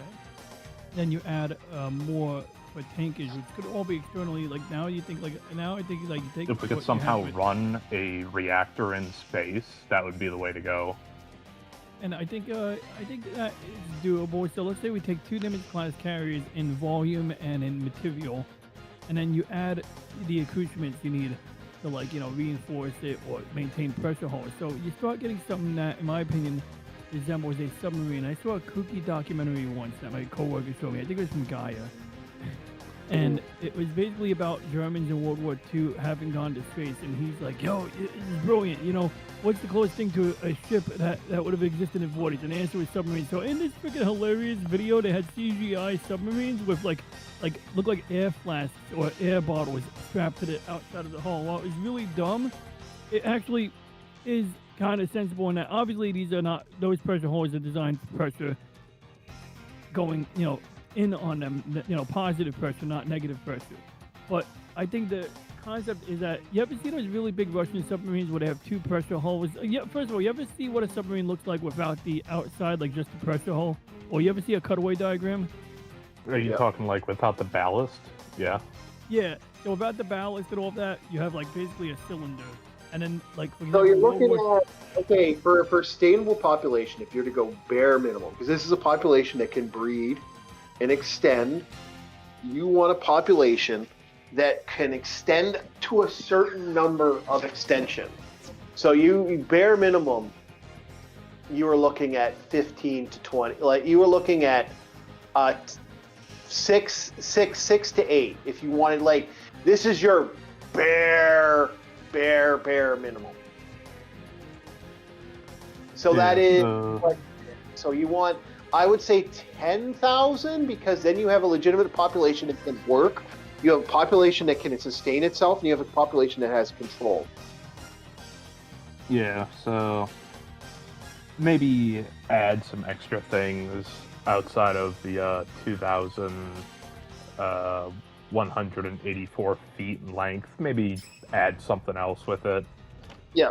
So the Macross, if you're to do the Macross World Ship, DJ, can you quickly do the Macross World Ship and see how big those are? Yeah, sure. There's a couple of different sizes on those, but like example, Macross 7. Let's see. I'll take a moment. I'll get the details. Don't count Macross 7, because technically, don't count the Macross. Count the ship, because the World Ship is a different entity. No, Macross 7 is the ship. The Yeah, battleship. I is, thought- the I thought- battleship. The battleship is Battle 7. Yeah. So I Yeah, got DJ, what you were saying about it looking like a submarine, I can picture excuse me, something similar, except instead of it being just a tube, you know the bow of a ship? It's like two of those, but stacked on top of each other, so it's like a giant fuck-off wedge. Mm-hmm. And then the yeah, control yeah. tower around the midsection, the forward section, and the aft section, so you can get view all around. Mm-hmm. Yeah. That makes sense. It's like really, you're working in an environment where there's no gravity. So like, I'm going with the pressure hull just because like, when you take the outside of a World War II diesel sub off, you just got a tube, basically, the pressure hull and some compartments that connect to each other through bulkheads. And everything that doesn't need to be inside the pressure hull can be strapped to the outside of that. And then they put something that's hydrodynamic, some kind of shape around it that lets it cut through the water. And so some of the Russian subs, like there was one that was really wide, and it was wide because they actually put two pressure hulls side by side inside of whatever larger oval shape they had. And so essentially that's how I think you do like a larger ship. Like it's almost like how the ISS has those, cylindrical modules, but they don't have to exactly be like that. But essentially you could have a series of those, stored like radially, like 2x2 or whatever. Yep. And even a hexagon shape, for example, and you build around that. But essentially you would have a frame, and then anything that didn't need to be in the pressure hull, you have enough hollow space that you could basically latch on all variety of things. Obviously, the engines will be mounted to the rigid superstructure frame and You things can of that imagine nature. So, yeah, engines would how have to be fun the reactors. nose art would be on something of that size. Yeah. Like I said with the double wedge idea, I could see somebody doing like the little shark teeth with an eye, but it's really fucking big. Because it's in space, you don't got to worry about water. The only thing you would have to worry about is asteroids hitting it. That's why you reinforce the outside and you make it look like a wedge. So if anything hits head on, it would have a higher chance of deflecting. Okay, so let's see here. I'm trying to get the Mecha Anime HQ. Trying to get the Was the Macross actually the world ship? I thought the Macross 7 was the battleship that surrounded it. Battle 7 is the battle. It doesn't surround it. Battle 7 is docked to the thing, and then the City 7 is the thing, and I think collectively it's referred to as Macross 7. But yeah, City 7 is the actual thing. So City 7 is smaller than here we go. Macross class, Macross 7. Got it. Now I need to find the Macross class, Macross Delta. Yep. So here we go. Because we got like specs on those and Enterprise class. Oh, it's called the Enterprise class. So that's the ship. No, that's the ship that gets docked to it. Well, anyway, Macross 7 is relatively small. Why can't I get hard specs? Here we go. Dimensions 70. I really need to get the specs on the Macross Delta now. Yeah.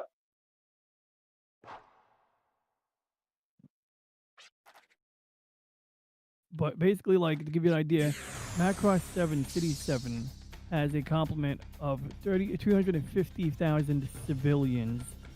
Yeah, we're nowhere near that. Even like we're not even close to that for size. And it's the small one. It's like overall length is 7 kilometers or 5 kilometers, depending on what. Without the ship on the front, without the battleship on the front. Yep.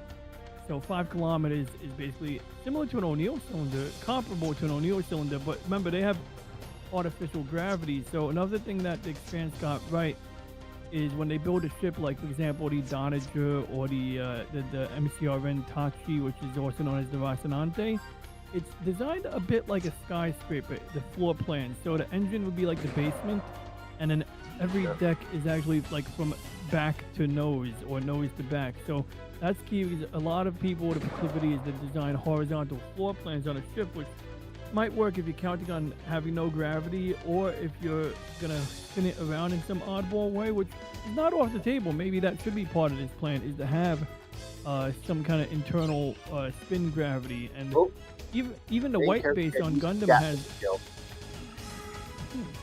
But did you know the Gundam ship white base has spin gravity? Yes, even though technically you never see them use it. Well, they actually in Gundam G-Clock, there's actually a scene when they're flying towards the white base and they get really close and you see a drum section and it's labeled like gravity compartment or gravity section. Like it actually has like markings on the side of the ship in the area. So they actually rectified that. Because for a long time, there was no real cutaway diagram. There might have been one cutaway diagram that was really low resolution that some random guy whipped up. But for the most part, yeah, none of the schematics ever showed you the gravity block. But in the shows, you always see them in that section, and you can tell that it's shaped like a drum, basically. Yep.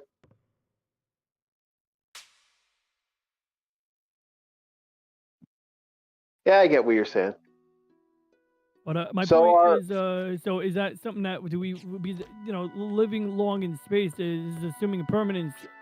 Do we? This is permanent. If we're leaving like with the technology we have now, creating a gravity sphere would be impossible. So do we rely on constant acceleration to give us our gravity, or do we have a spin section, or maybe like only a certain section so that people go on shift, take turns exercising, like almost like a I don't know. area? We'd have to dude, that's the problem. Like, if we're taking the world's resources, what we have now, this technology now, this is what we can do if we were feasibly today, for whatever reason. I farted and everyone has to leave the planet now. Whatever you want to fucking call it. You did what? I farted, so everyone had to leave the world now. Anyway.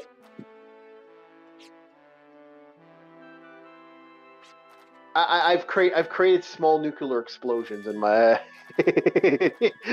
my friend driving. I let one rip. He's like, I emptied an entire vehicle. Oh, come on, guys! It was just a McDonald's. Don't worry about it. All right. So for the proper nuke, what we need is put a lighter right behind Chief when he rips one. Yeah. Just see the entirety of the Grand Canyon fill like fucking lava falls. Just. For whatever reason, our planet has to. We have decided that we're going to create a world ship, and we are going I'd call the Ring of Fire. Down, down, down in the burning Ring of Fire. Okay, so anyway, we're just saying, like, we are looking at it from the perspective of this is a group of people who are making their thought process and doing what they need to do to set this shit up. We're just, for whatever reason, we don't need to give this, the world has made the decision. We are building a world ship. I would say the spearheads, I agree, would be Japan and America. I'm not disagreeing with that. Maybe Canada on a secondary would be the thing. But you got to create a sustainable society. You're looking at a bare minimum of I think 6,000 people to create something where they can. You're not running into an inbred situation. That's the biggest problem. You want to end this ship in four generations. Create an inbred situation. That would cause a huge problem. We're gonna designate the new species of humans that come off that ship as the Habsburg. You would, well, yeah, you're gonna have a problem the second you do that. So you want to make it The so that- Habsburgs have arrived. exactly. So you're not gonna want that. So we're creating we're creating something that's going to go past our solar system and find another sustainable planet. And so that is anywhere from, you're looking at what, 100 to 1,000 years. DJ, what are you thinking? What's your estimate before we hit a sustainable planet? Let's pretend for a minute that we got, 10%, Place. 10% Yeah. the speed of light. Time Using to our technology, maximize. nothing Well, new. Our as we're technology. saying, if we achieve 10% speed of light, we could do it in 80 years because it takes 40 years if you're doing 1%, 10% C. But you have to accelerate to that speed, and then you also need to be able to decelerate on the way there. And there was actually a movie, the one with the helical-shaped ship. What was it called? Yeah. Passengers. And their travel time was about 80 years, which is actually not too bad because that was with the technology we have. Obviously, that movie is a bit more in the future, but no, with Orion nuclear propulsion, we did test Orion nuclear propulsion, but obviously nobody was really comfortable pushing nukes for propulsion in space. But there is a video of them testing it, and it actually like shoots a little nuke out the back, and it's got a pusher plate, like a spring-loaded shock-absorbing pusher plate. And every time a nuke lowers, it pushes it. And there's actually a video of this working, but they never scaled it up. But in a scaled-up version, it's a very simple design. You just have to have like 1,000 small nukes. I would agree. I would agree with your idea. I actually do like your idea. I will agree that we could hit nuclear technology, but how far is nuclear tech going to give us for that level? Like 80 years. 80 years? You think you can get 10% speed of light? Okay, we are granting his idea If we want to be loose about it, or not loose, if we want to be conservative, we can say 200 years just to like make it a little more challenging and not hand wavy. I would say you know what? We'll split it. We'll split it at 125. How's that? Okay. Cool. That's feasible. That's feasible. But we are now adding a nuclear plant to the fucking equation, which, oh boy, that adds a lot of problems. On a ship. Oh, that's boy. Why your propulsion section has to be separate from the crew compartment. Yeah. And how you can put it some that? distance. You ever see a Broussard ramjet? It looks like a ship that's made like a long candle. It's like a long metallic structure. Yep. And part of the reason for that is you put like the crew compartment on the front tip of it, and you put your propulsion on the rear tip of it.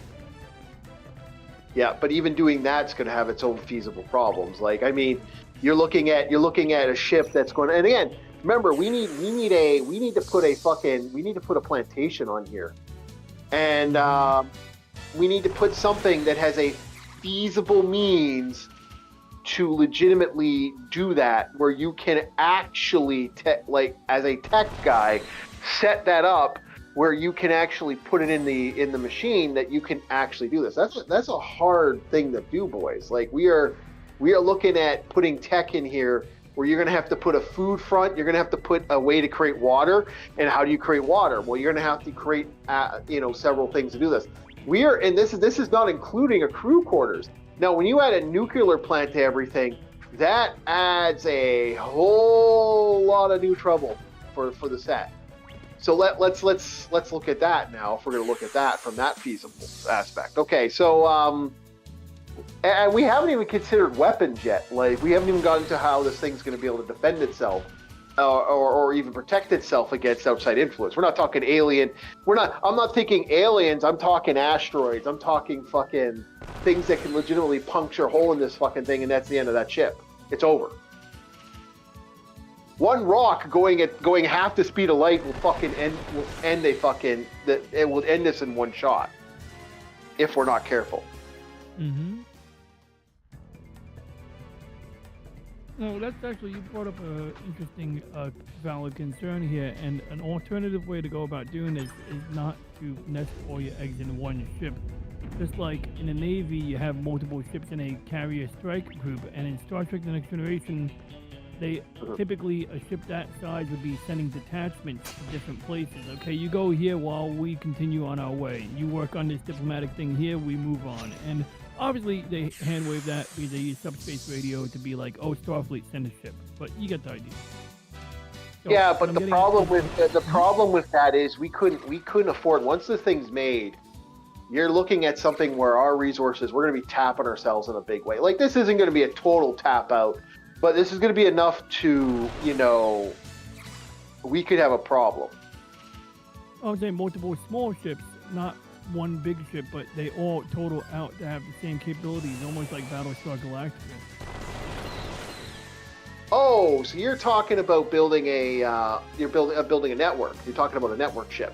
Yeah. So you have a group of ships that can still fly between each other there because they're already going to be accelerating together.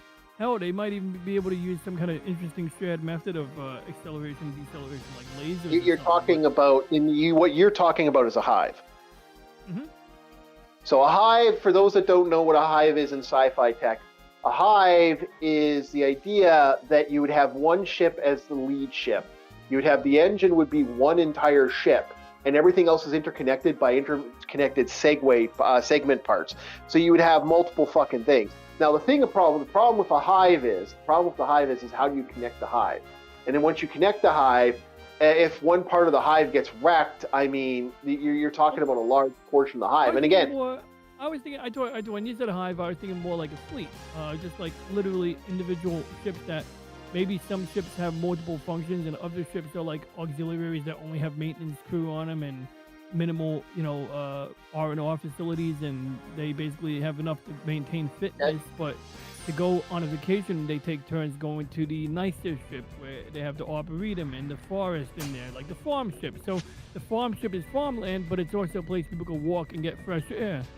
And, maybe that's a waste of propellant, so maybe that's not the best idea. Maybe connecting them together. You're making something so big and so problematic. You trying to navigate all these ships at the same time, and then you have multiple propellants. Like, that means every ship would multiply have a nuclear core. A hive ship is actually more feasible. The idea of a hive ship is the compartments are extended on that. Like, I hate to say it, the best ship I've seen so far, in theory, that's a legacy that would work. In theory, is Babylon 5's. Their scanner ships, their navigation ships. Oh yeah, the Explorer class vessels, and those actually have a long truss structure. They don't have the same issue with nuclear reactors, but they have those ships also, I think, are used. Are they used for construction, or am I imagining it? Oh, they do jump gate construction. Yep, exactly. Yep. That's your best bet right there. Like let's be honest. Mm-hmm. I would say if we're looking at something like that, our game plan would be most likely we're looking at a long let's get our idea here. Here's probably what we're looking at, boys. Okay, DJ wants the nuclear engine. Okay, so most likely the way this ship is being built, this is being built in space. There's no if, no ands, no buts. This has to be built in space. This is going to be that big. This is going to be like a Javelin-sized ship. For those that don't know what the Javelin is basically a super long ship.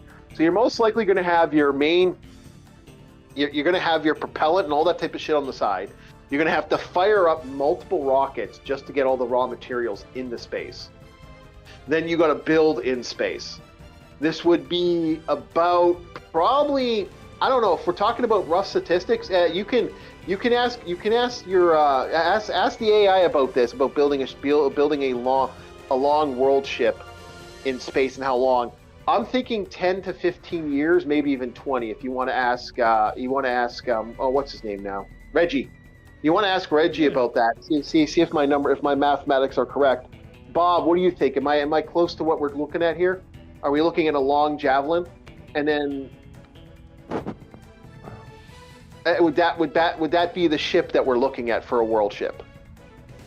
I would say no. Okay, what do you want to build? That what would your be aspect to it? My original idea, where you take something like 2 ship hulls and you stack them on top of each other, because if you create something as long as a Javelin, that's a lot of room to keep track of, especially if you I don't know, run into space dust. Yeah, well, that's the And problem. Yeah, that's the problem with it. That's the problem with this. Yeah, but your two space halls don't necessarily help out either. Like, you got to put a lot. Like, one way or another, we're looking at a massive technology here. But Why does this? my idea wouldn't work. More stable and more compact. Yeah, but you can't have a compact when you have 10,000 people. Plus, you need to put hydroponics. Plus, you need to put. Chief. Like the By problem comparison, with DJ, I'm not know, saying but this is going to be the size of a fucking pinhole. No, I know, but like, here's my thing. I do agree with you. I think it could work in a way. The problem is DJ wants a nuclear core. Well, it does have to be. It has to. No, nuclear post propulsion means you literally have a bunch of nukes in storage and you blow them up every second to give you that acceleration. That's not a nuclear core, but actually, why is a nuclear core an issue? Well, how is he supposed to get boundless amounts of energy production? And like we got, like obviously it wouldn't be a boiling water. What? You want a what? The world's gonna. Yeah, that's how Orion works. That's what Project Orion literally was. It was blowing up little nukes. They tested it. It worked. They did it on a smaller scale, obviously. Yeah, you probably wouldn't stand near that launch pad. But you don't launch it. We're building the ship in space, and then we're only blowing up nukes behind it to propel it. We can obviously push it out of orbit using chemical propulsion so that nobody gets hypersensitive about little nuclear explosions behind the ship.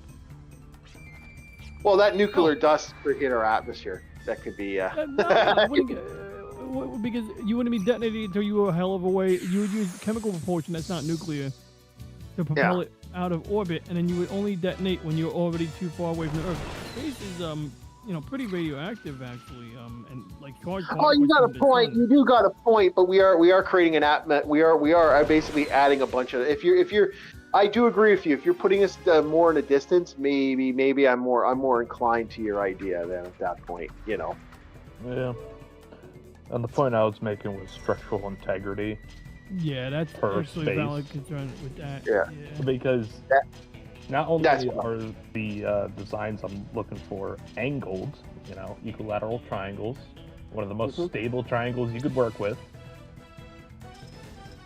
The wedge shape helps to deflect debris if it was to come into contact. I'm not going to touch propulsion because I know fuck all about the math in that. But I know the math of structural integrity. Okay, so then you're okay. So we're gonna have a giant diamond in space. That's what you're saying. Similar, but not exact. But yeah, that's I know. The front end's gonna look like a fucking point. That's for fucking sure. Well, yeah, but that's why these ships have a metal truss structure. A metal truss that is used for bridges is inherently strong while being the lightest possible structure. And sometimes they look flimsy, but they're actually quite strong. And when they're engineered the right way, Bob might elucidate more on this. You make them strong on whatever axis needs to be the strongest. So maybe it's not good at shear loads, but it's great at compressive loads. Yeah. And this thing's also gonna have spaced armor. We're gonna have space gaps. Because if one thing punctures on the outside, we don't need that reaching the rest of everyone else. And then before you know it, you have a fucking vacuum. So that's why I'm thinking of a spaced armor design. Okay. Where you can have these platelets. Think of it like reactive armor on an armored vehicle. Where you have a platelet that's kind of designed to break if it does come in contact with something, but is able to absorb some of the shock force, and you could easily replace said plate. Okay, I'm liking what he's saying. I'm shouting what he's saying. I'm hearing what he's saying. You want it? Yeah, I kind of like the idea. So, but how long do you think it would take for us to build a ship that size? No, I would say, this thing's gonna be. Oh, Reggie does. 20 to 30 years. 10 to 20 years, yeah. I was waiting for his voice to load up, and oh, his voice is loaded. Okay, good. So basically, he says it sounds realistic, but we're gonna get it from the horse's mouth, and by horse I mean my conductor. Okay. But jokes aside, his starting point was that, let's see, generating chunk 1 of 2, 1 of 15. Okay, well I'll just read it. Okay, here we go. Oh, I can't hear that. Can you guys hear that? Oh, we don't hear it. anything now. 10,000 person generation ship. Ugh, it's doubled. A 10,000 person generation ship in 10 to 20 years. Not a true generation ship for 10,000 absolutely impossible by a 10,000 person generation ship in 10 to 20 years. Not impossible by physics. Absolutely impossible by project management, politics, industry, testing, certification, orbital construction, food systems, closed loop ecology. If the USA and Japan had a real survival level reason to prioritize faster than human. Whoa, whoa, whoa, whoa, whoa, whoa, whoa, whoa. Why is he whoa. talking over himself? Very subtle, like parallel parking a battleship with artillery. The hard part is everything around it. A true generation ship for 10,000 people needs a pressure vessel or rotating habitat large enough to live in for decades or centuries. Radiation, artificial gravity, probably by rotation, closed-loop agriculture, water recycling, redundant life support, a way to build or assemble the thing in orbit, a launch infrastructure that does not turn the home planet into a lawsuit.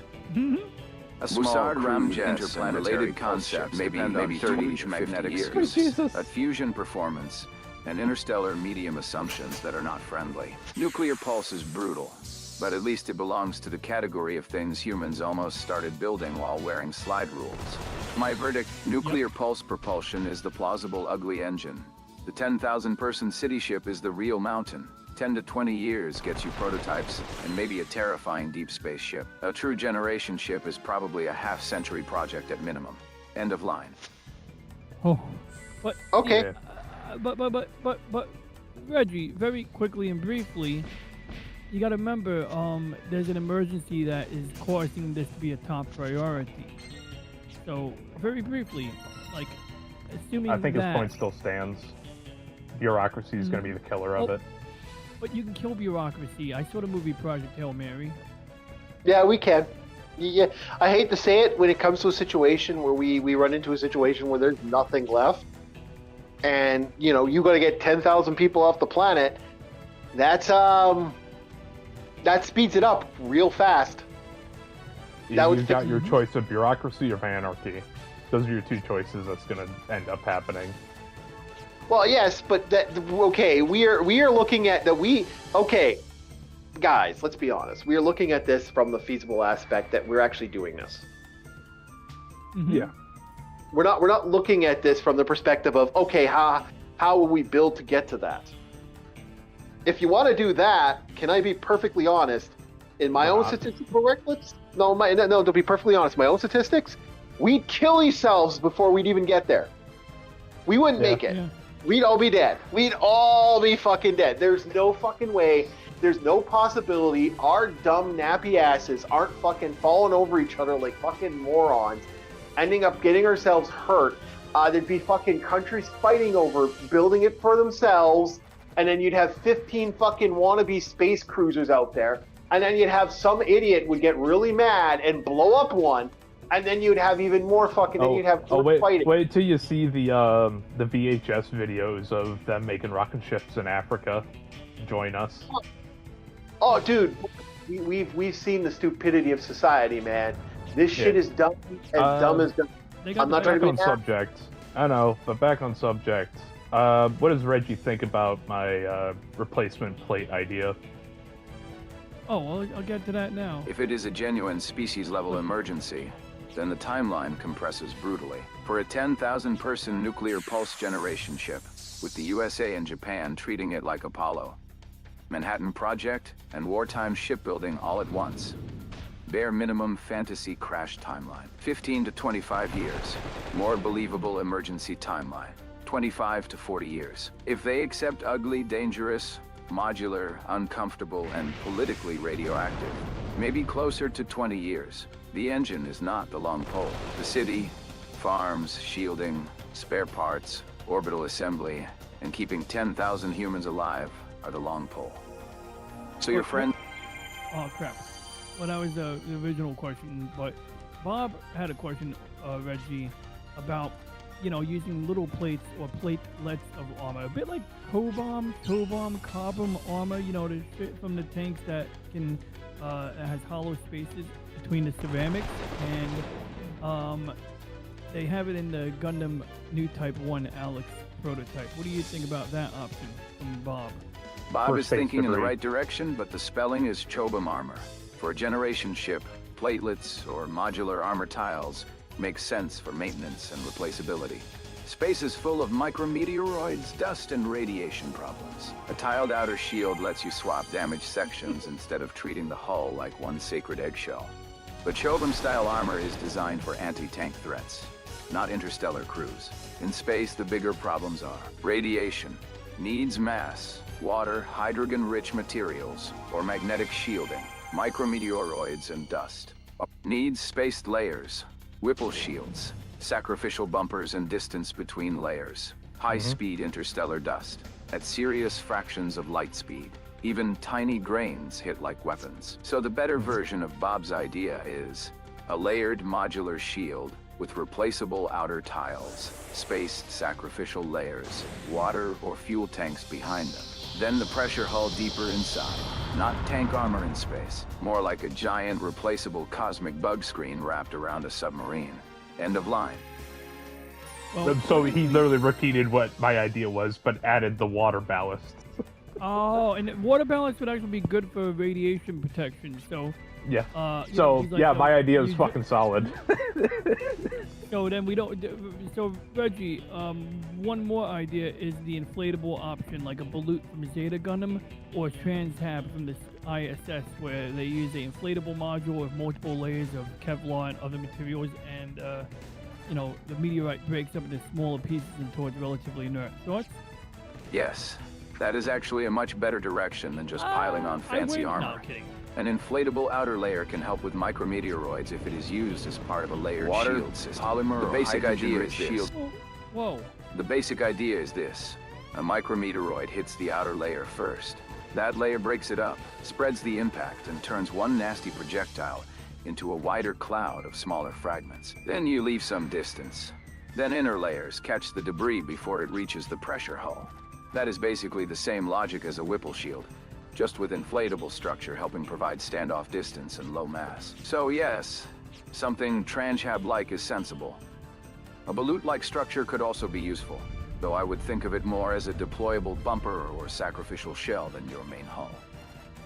The catch is this: it helps a lot for micrometeoroids and small debris. It helps much less for serious interstellar dust impacts if you are moving at very high fractions of light speed. At that point, even tiny particles become angry little physics experiments. So the good version is replaceable outer bumper layer, inflatable or spaced standoff layer, water, polymer, or hydrogen-rich shielding behind that, pressure hull deeper inside. So yes, your instinct is sound, not as the whole answer, but as one layer in the onion, absolutely. End of line. Okay, that's. Well, I just wanted to. You know, another catch fun up. idea. You know how meteors have little micro ice on them sometimes? Yeah. That Oh, yeah. could be used as a pit stop to harvest the ice to reinflate ballasts. Well, Not Remember, I'm one of You're those onto pragmatic something. guys when it comes to shit like this. I don't know shit about propulsion. I don't know how I'm gonna do the food thing, but I got that whole set. Well, I got one you might like.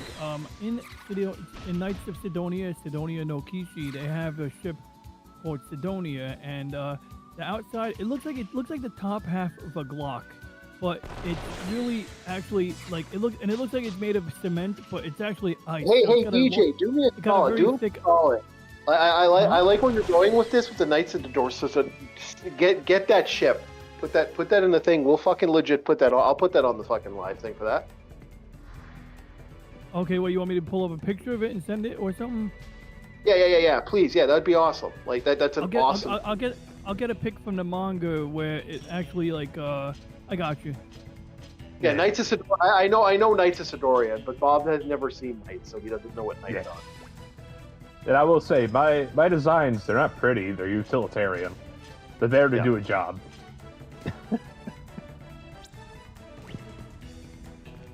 You could have the ugliest hunk of iron, but at least the hunk of iron fucking got there. Yep. And another nice thing about making the platelets out of certain materials, once they're damaged, you can do repair jobs on them. you swap them out for something new, and then you bring them over to the shop to do what you can for the repairs for the long haul, and then store them back once they're repaired. Now the thing breaks, you replace it. You have an endless cycle there. Yeah, but you could, like his bladder idea. I've heard that idea too. That's actually another thing I've heard over the years. Both of you guys are legitimately. We are talking about something that humanity has talked about, making world ships for a long time. This is, ever since the fucking Tower of Babel, people have been thinking about it. Yep. Creating their own separate entity. Yeah. Correct me if I'm wrong, but would you say the Tower of Babel was the first human attempt of a space elevator? I don't think it was a space elevator, because the Tower of Babel, it's supposed to reach God, but they were more designed. They were designed to be cities in their own rights. Like, it's an interesting idea when you actually look at, like, when you talk about the biblical, then you talk about some of the stuff that's brought up the towers. They are giant cities. They're basically cities built upwards. That is how roughly what that was. They're hive cities. They are high. They're legitimately hive cities. That is not a joke. And like, it's kind of funny in a lot of ways, because I've even talked about that with my buddy about that. It's like, yeah, no, these are all just fucking hive cities, aren't they? It's like, yeah, pretty much. It's like, yeah, fuck. And I'll be honest, the world city idea, or world city, world ship idea, I think that's less practical as opposed to making, cutting it in half and having those two work in a fleet together. Like, the fleet idea is a good idea, but then you got the problem of trying to build a fleet. Like we are talking about way more statistics when you have. I know, but that's why I use the Nimitz class CVN as a baseline for size. 5,000 crew per. You get all your necessary things that you need, and that is our baseline, right there. Yeah, like, I'm not against the idea. Actually, I'm all for, like, I think it could work, but the problem is when you do a fleet, your the resources for it would be astronomical. It would be. Yeah. And that's the problem with the world ship too, because then it has to be its own supplier. Yeah, its own supplier. You have to have resources. You have to have manufacturing. What was that ship that you guys brought up where, like, each section of it was a different job, and then it could split off?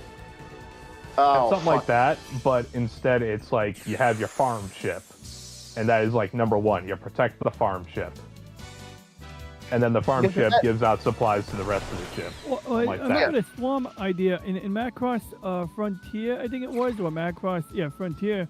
They had the city strip, but chained to the back of it. Like, they had like these rigid mounting points, which were really weird and janky looking, and they would have these island sections, they were called, and looked like long hot dog shaped sections basically, and then some of them had farms on them, some of them had different like towns on them. I'm putting the pictures into the general chat, but is that the best place? Yeah. That'd be the best. Now that I think about it, the easiest way to do a transfer would not be a direct transfer through a docking bridge. It would be by but let's say hypothetically, farm ship. You have your shipping container. It's full of food, it's full of the non-perishables, all that you're making on the farm ship. And then you send it through a line system to the receiving ship, and then they take it within their own hull, seal it off. There, you got your supplies for the next maybe month or two. That would be better. That'd be better than doing a land bridge and having guys with carts. Oh fuck! It's doing the latest. Hold on. I gotta do latest. So basically, the pictures I put into Discord. The last picture is the outside view from the anime, and you can see there's meteorite impacts. It's also the ice shell is surrounded by a section where there's a large resource asteroid. So the ship carries a resource asteroid along with it. Now they're using a MacGuffin propulsion system called a Higgs drive, where it uses Higgs particles. Don't ask me what those are, but they do attract angel-like. Hey, DJ, what are Higgs particles? Just fucking with you. And this ship is cool because there's scenes in the show where like they have like a thing called a heavy mass cannon, and the little door opens up on the side, and it's got like this long launch accelerator, like magnetic, like veil, and it just shoots like a freaking round the size of a Nimitz class carrier at whatever the hell it is they want to shoot it at. Yeah, it's very the way they did it. God, it sounds like Gurren Lagann, where it's Now, starting the to ship get to like itself- stupid levels of scale. Oh, dude, I didn't know that. That Gi- sounds good. giant Like ship, black. what was that planet nuke? Space battleship Yamato. That fucking thing that they sent at Earth when the Yamato was just getting christened off the planet. Are we is it showing up on the feed, boys? Yeah, it is. Okay. Yeah, now what you're seeing in the picture is the ship has the ice showing the resource asteroid. And of the two pictures, damn it, I attached two identical pictures. But basically, you're seeing the inner diagram of the city, and I need to find the missing picture. Oh, it's a fucking obelisk. Yeah, here we go. So here's the, well, it's not, well, the middle of it is the residential tower. So in the show, it looks like a residential tower. And in this simplified diagram I just attached, there's a final image I included because it gives you from the bottom up the engine section. Then it has the gravity and generation apparatus. Then the big hollow space is the residential area. And in the middle, you do have the residential tower. And in this one, they show you a very simple, almost like a corrugated tube that I guess is the baseline superstructure for whatever residential tower.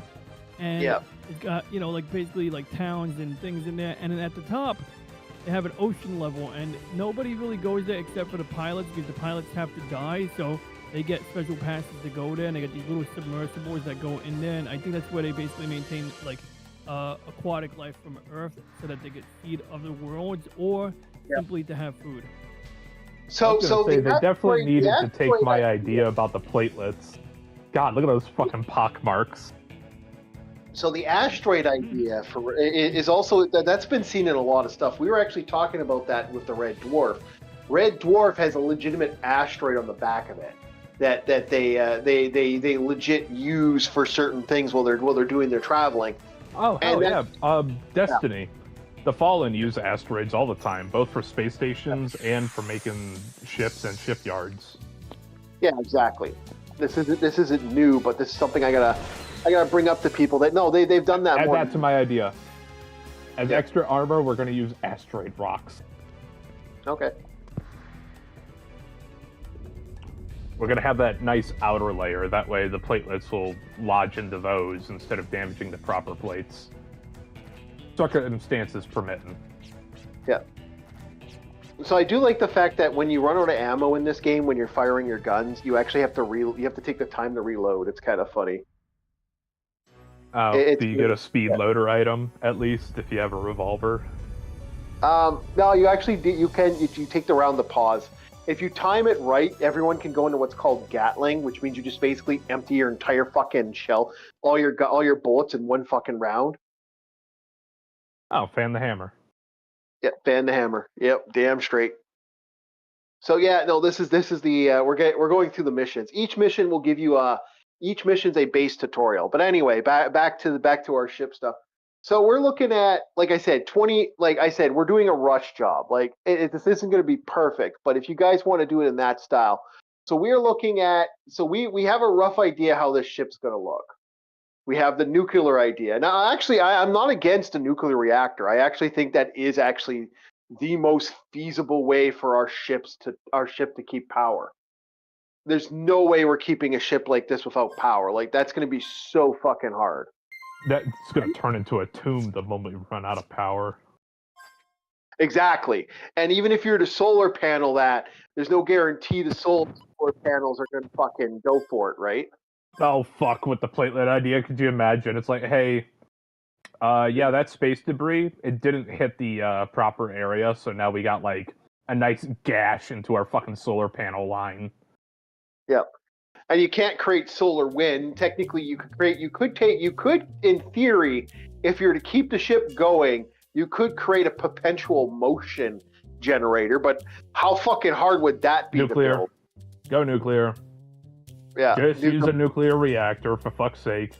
What do you do with the waste? Well, the nuclear waste, you jettison it. The water can be recycled as per a nuclear reactor. That reactor will be separate from the engine propulsion. You could probably use the nuclear waste as additional reaction mass, although I don't know if it would be You tangible too. Yeah, you could. Like I said, everything's circumstances permitting, but have a dedicated nuclear power plant for ship power only. And then you have your engine room. Mm-hmm. Because if one goes out, I can deal with us losing propulsion until we fix that up. The moment we run out of power, well, there goes the food, there goes the lighting, there goes everything else, including the ship systems. That's everything. Yep. Well, on some carriers they have like multiple reactors. I know the first USS Enterprise CVN had like I think what 12 reactors. I might be exaggerating, but it had more than one. Well, it had 3 reactors if you're actually getting into the incorporation of how many reactors those ships had.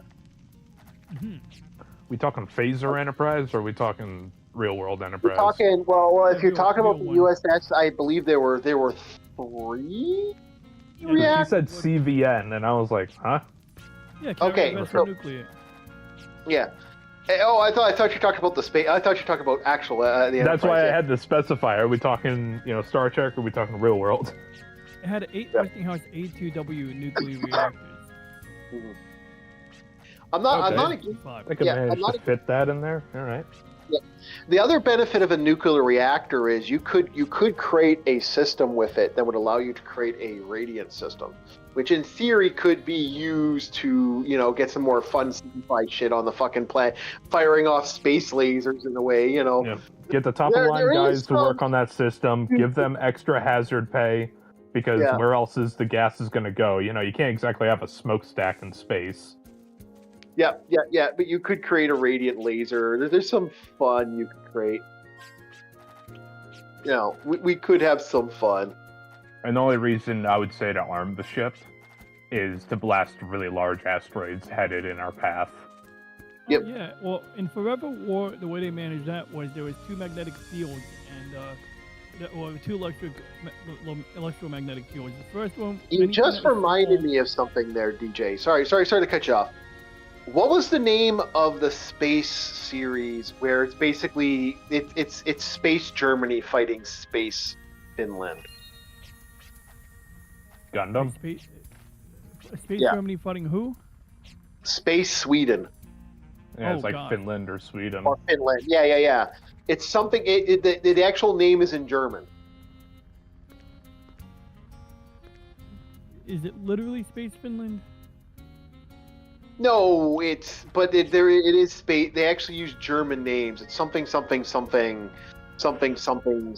Space engineers. heroes of the galactic something, I think. Oh, Legend of the Galactic Heroes. So yes, you're right. That was like pre-World War II. That's World War I era Germany, but absolutely. Yeah. And in that one, they have lanes of travel. That's why Iserlohn Fortress is a choke point, because you can only get to the other side of that part of the galaxy through these 2 choke points. Fazan, which is a non-aligned world, it's sort of neutral. The kind of like the middleman business guys who deal with both sides. And you have Iserlohn, which is a Death Star-like fortress that has a liquid metal hull and a weapon known as Thor's Hammer, which is basically like electric version of the super laser. Yeah. And That has the Ferrari of spaceships. I can't remember the name of the. It's yeah, like a the pure Bund- white the ship. Bund- the Bundhild. Yeah. So send him the Broomhilt. Is that kind of what you want, Bob, for a ship? We I will don't see. think so. This is. We I will think see. not. But I'll send you.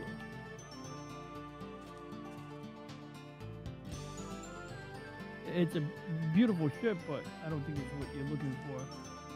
I'll send you the nice version from this is the nice version from from the remake. It's almost the same in design. These ships can fly in atmospheres, by the way. But Oh, our yeah, ship. right- Our ship is not. Our ship is not. I know it shouldn't, but this just I found a picture. It was in the rain, and I was like, oh yeah, it's an atmospheric flight scene. And Is that what you're Honestly- thinking about, Bob? One moment. Sorry, one of my neighbors is getting fucking turnt right now. I could smell the musk. Uh-oh. Ugh. One moment.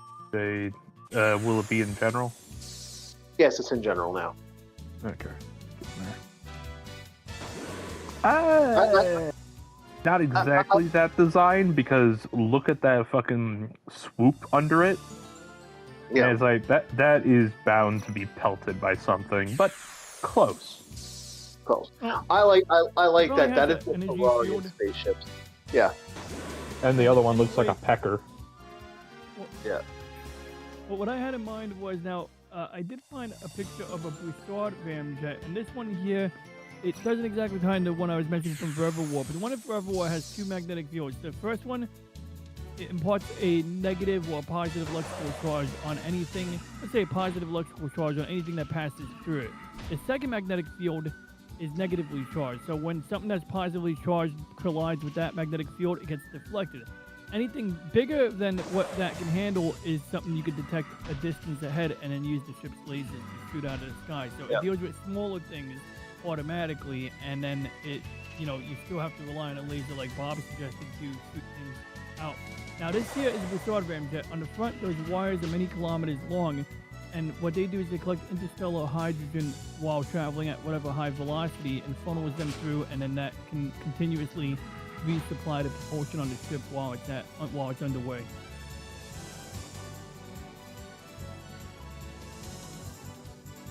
Okay. Yeah, no, Yeah. Give me a second. I'm getting my own images. Yeah, so there's different guns. I didn't put this one up, but no, the Broomhilt is one I remember from that franchise. I was like, oh yeah, that could work as a.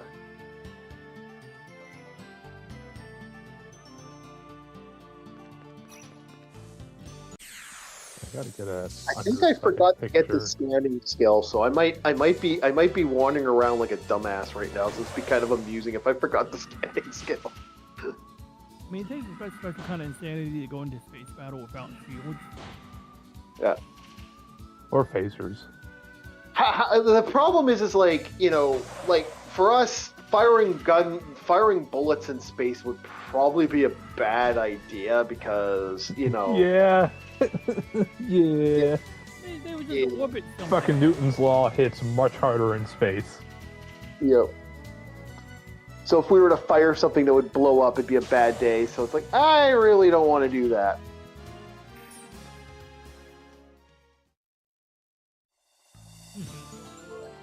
You'd have to really not like the other guy and hope that you can get away from the debris that you produce. But if you hit something that creates debris, it's going to be traveling at the same speed as the person you shot, and possibly you. Yeah, because if you ever speed up, there's a good chance you can hit your own bullets. In theory. My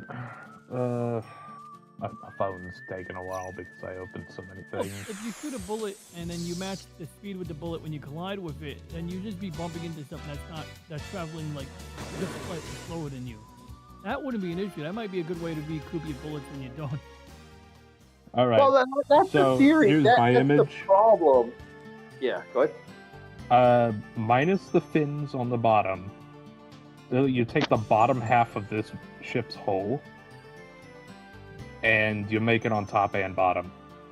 Look how flat it is. Look how many platelets you could put across it. Oh, he's talking about a Virgo. Yeah, this is the pirate freighter from No Man's Sky. And look at it. I see it's got a nice solid truss structure in there. It's got layered like deck plating, or not deck plate, hull plating there. It's an interesting look actually, and that drive system is something else. And it looks like radiators. Those look like on Babylon 5, I think they're sun collectors or solar panels, but those look a lot like the solar panels on Babylon 5, although I'm going to guess those are radiators. Kind of both. Some of them are just sensor spines. Other ones, like the large fin ones, do, if I'm not mistaken, collect solar rays to power it. But this thing's pretty much a flying fucking city. It is so fucking massive. But you take the bottom half of the hull, and you make the same exact copy on top. Mm-hmm. Yeah, but You may make it taller or flatter, depending on how material and all that goes, but you have a solid design. It can bounce off most space debris. It's a flat surface, but also has a hard angle in order for you to have more structural integrity. The spines that are there in the solar panels, that's extra. That's not a requirement. It was just the overall hull design that I was talking about. Mm-hmm. Yeah, it's a baseline hull. I see it.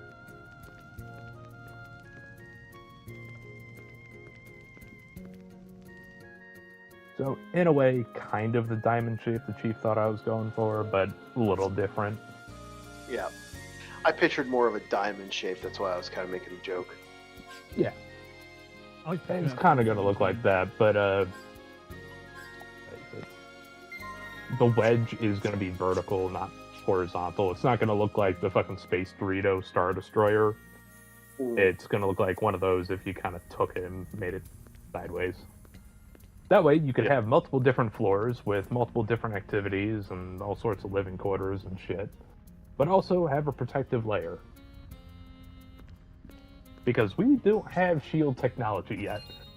As wild as that would be, combat would change drastically. Yeah, it would. Well, again, we're not looking at a combat situation. We're looking for a habitable planet. Now, finding a combat situation. That we are. But Yes. usually one comes before the other. Yeah, One exactly. development before the other. It's like, normally you don't think about certain things when it comes to different designs, but the development of said technology usually developed in conflict. Yeah. You know, like, what made the radio better? Conflict. Yeah. Exactly. I get what you're saying.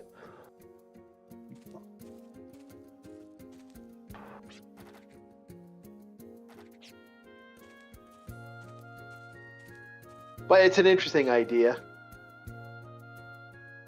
It is, and unless anybody else has any extra little bits on it, I kind of got the baseline structures down. DJ seems to have the power and propulsion down. What do you got, Chief?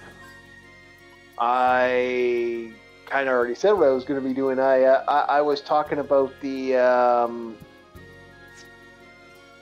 I was talking about building the hydroponics, and that's basically it, man. Okay. Hydroponics.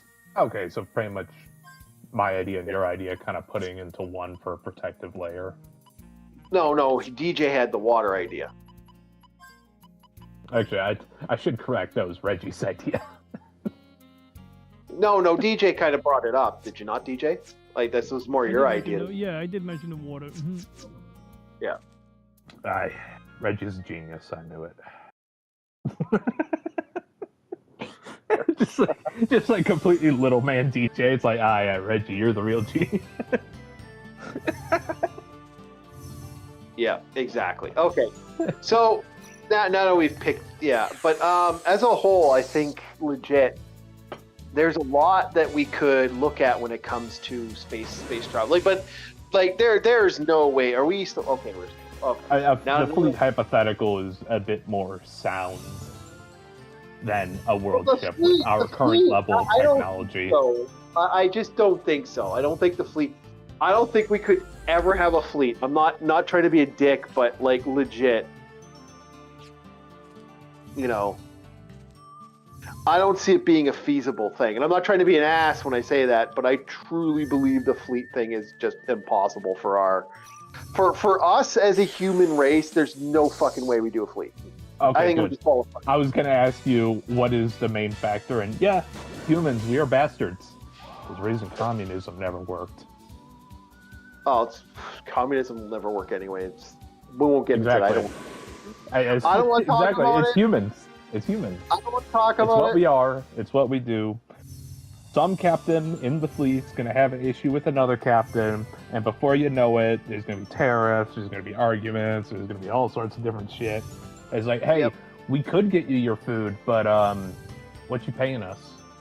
Oh, dude, that's gonna be a bitch because like the farm ship's gonna it's like you're I don't know how many years out with the said fleet, and then like the new generation takes over. New generation could be grown up as bastards. Oh fuck. Yeah. It's not worth it. It's not.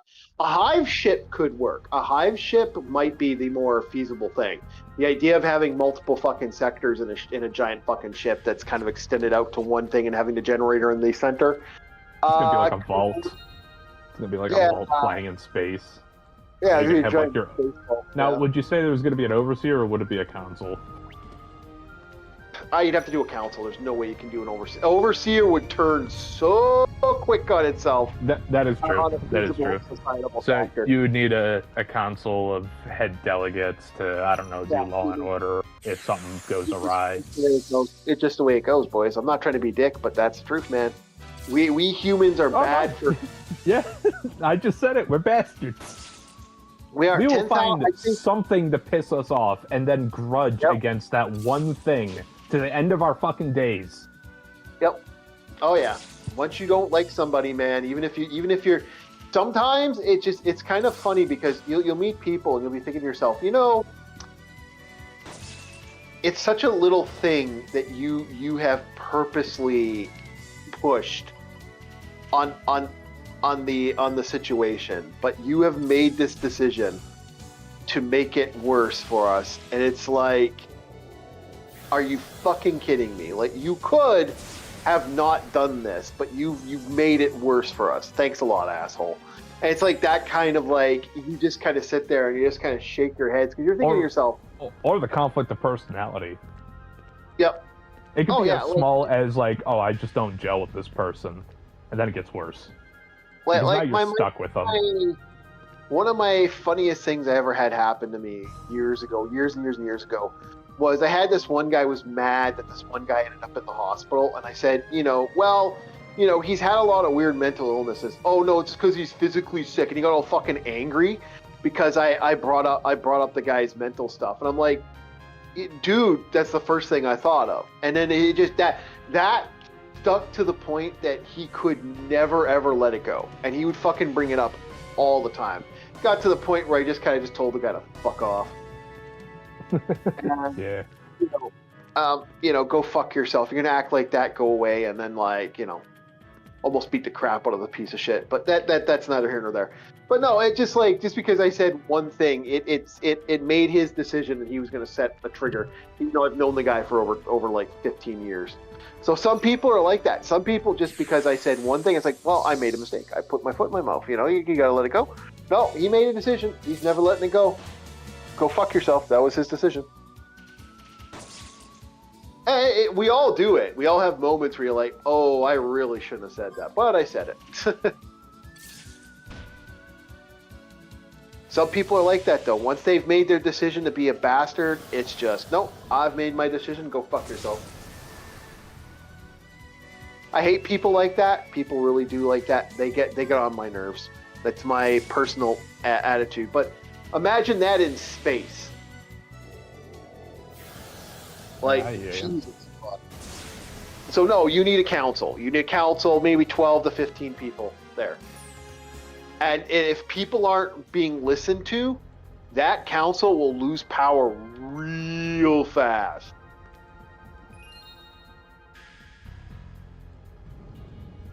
You do not want that council ever to lose faith on the variable. Because the second that council loses faith, we are going to have a very, very, very bad day. Because that could cause problems. But that is space problems for space problems. I'm looking at it from the feasible aspects of human nature. And human nature, we're not complete stupid, but we can be inept little bastards. Yeah. All right. Yeah, it's one of those rough things about being a person. Yep. Oh yeah, it's just how we are. It's like, it's why tribalism's a thing. Like people will protect. They would try to claim it doesn't exist. No, it exists. It absolutely fucking exists. Oh yeah, it exists. It's why racism will never be solved, because you have tribalism. Because tribalism does not work unless you create tribalism does not work. That is an innate human genome thing. That is just something that makes up us. Yeah. We have our crowd and their crowd. That is something ever since the days of Neanderthal we've had. The thing about that is, I actually do believe in the 90s, like before a lot of this woke crap started, I believe we were getting there. I believe we were getting to that point where it was no longer us versus them. It was, Normals people versus crazies. Yeah, we never had that insanity that was coming out in the world. I think we actually did. I think it was a lot. Honestly, if it reasonable, it was reasonable versus unreasonable. It was one of the closest chances we've ever had to that value. I don't know if DJ agrees with me on that one, but no, I honestly believe that we really did hit a point in the 90s. But back to the spaceship. Hydroponics. The way to do this, you're going to need to build the proper thing. We have everything you need to make this now.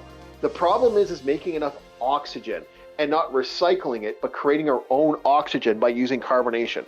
Now, how you would do that is, if you were to do this, you do a filter system, and the filter system would go through a fungal kind of food system. You'd be using something very similar to barley, or other food processing items that would rapidly produce food. So you would literally have your food would be created by your own oxygen, by your own carbonization, by your own CO2. So you slowly are breathing, and as you're breathing, this is actually basically being recycled into your plant, creating a way to do that. Also, your shit and other processes, none of that would be wasted. The problem is, to create something like this, we are talking a lot of money, and there'd be a lot of water. And you're talking about, like, to build this in space would be very hard to do. You can do it on Earth. On space, however, I don't know, DJ. How hard do you think that would be to build that? Well, the water processing? No, not the water processing. The food processing for a biofront. Well, I would say at that point you could eat like agriculture. One of the things I remember making a joke about, my friend said it's actually not that insane, was when I saw the harvesting ship in Independence Day and it had water in it and plants. My friend goes, if you're gonna be flying ships the long haul, why wouldn't you replicate your, planetary environment? And so you're gonna have areas like farmland, and at that point now, the real issue is the input. So the input might be, for example, water ice. So question is, do you pick it up along the way, or do you plot a course through areas where you can get access to it, or do you carry it from the get-go? So you'd have to create it on the get. You'd have to create it there on the thing. Like the first resources are you're talking about your food processor. So edible foods is going to be anything that can create. Trees would be the hardest thing to create, I think, out of anything. We're going to have to most likely genetically engineer our plant life to release a lot of oxygen. And you're going to have to create. Yeah. Because on ISS they tested a wheat strain that grows really short to produce food as opposed to growing tall, because you don't really need all that stem.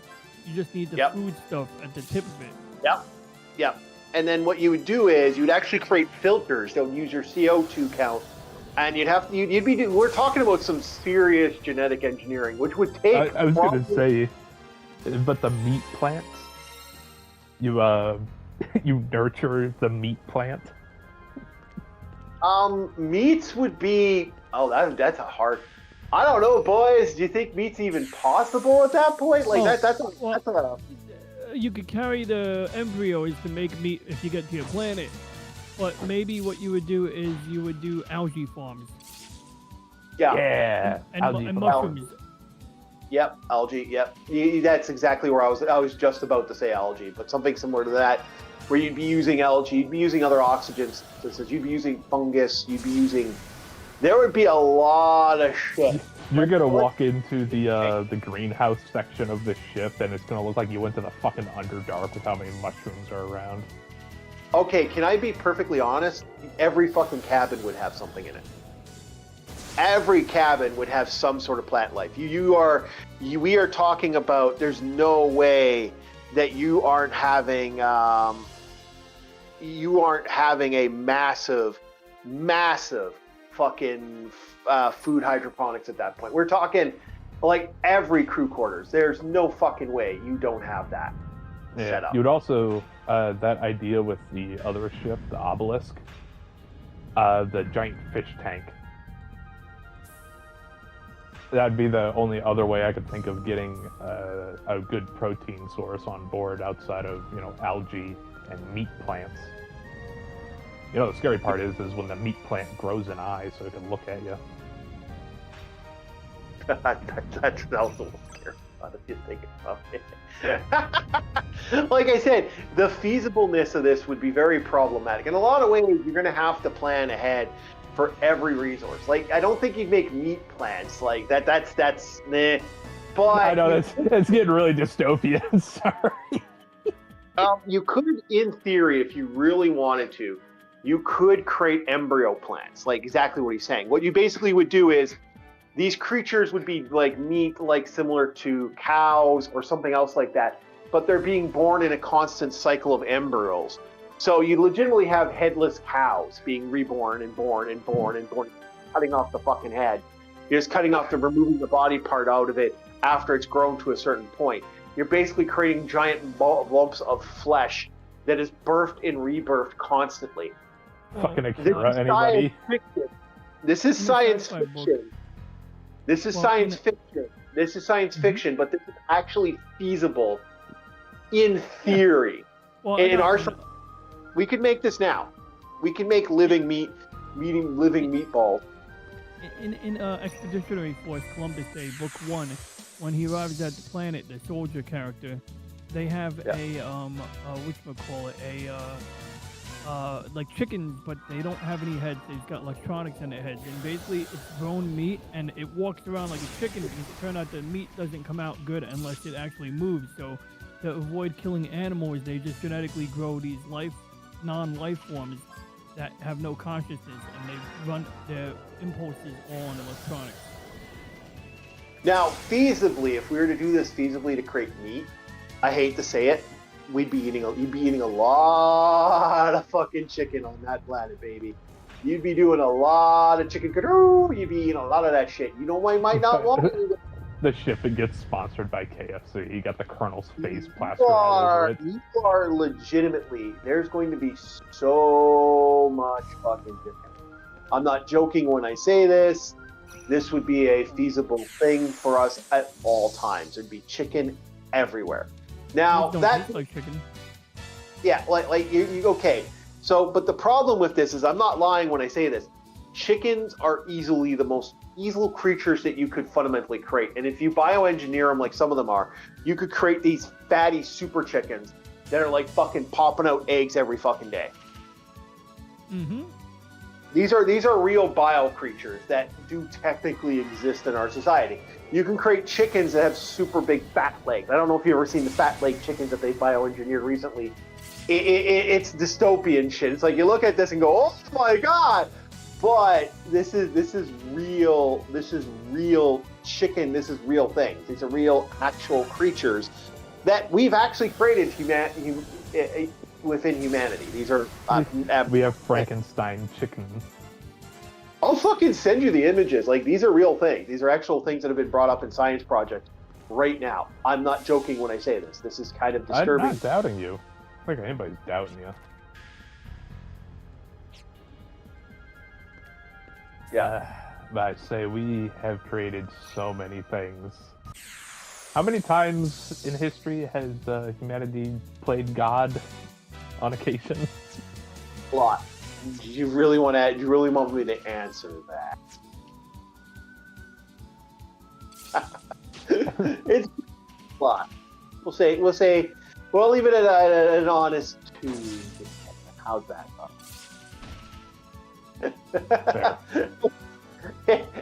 I don't want to make you disturbed by what we're doing. Like, we have, dude, if you want to just even count bananas, watermelons, strawberries, I think we fundamentally created.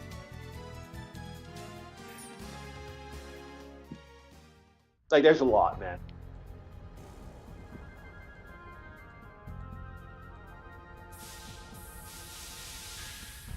There we go.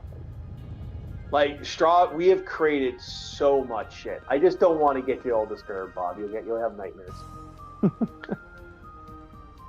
I mean, I'm already having nightmares thinking about the meat plant that looks at me when I go to sleep. Well, I don't think we'll ever have a meat plant, but you could get your protein and other high vegetable sources quite thing. But everyone, I'm not lying, everyone would have a fucking plant in their little bunks. As for human resources, you're looking at a population of bare minimum 2 to 4 people in one bunk. You'd have to have about that many, and you're always at minimum having at least one person sleeping while the other 2 are working. So you're looking at 3 people. Also, you got to have functionally remember that at this point you're also going to have a lot of sexy time. Let's just put it that way on the ship. So you're going to have Make sure people... you sign your CO Tech 1 form. Yep, you're going to have it. I'm not trying to be gross, but you're going to be doing the bump to the bump, bump, bump, bump, bump.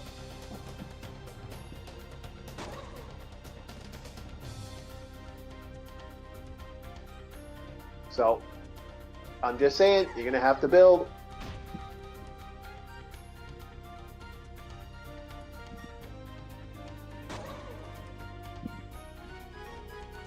Yeah. But that's just the way she goes, baby.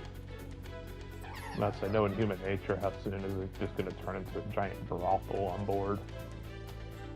Well, you can have a brothel, but you would have functionally a lot of people on there. You probably wouldn't want on there. Oh God, it's Stacy and she can't close her legs. What is this, the 5th child? God damn. She has to have that 5th child.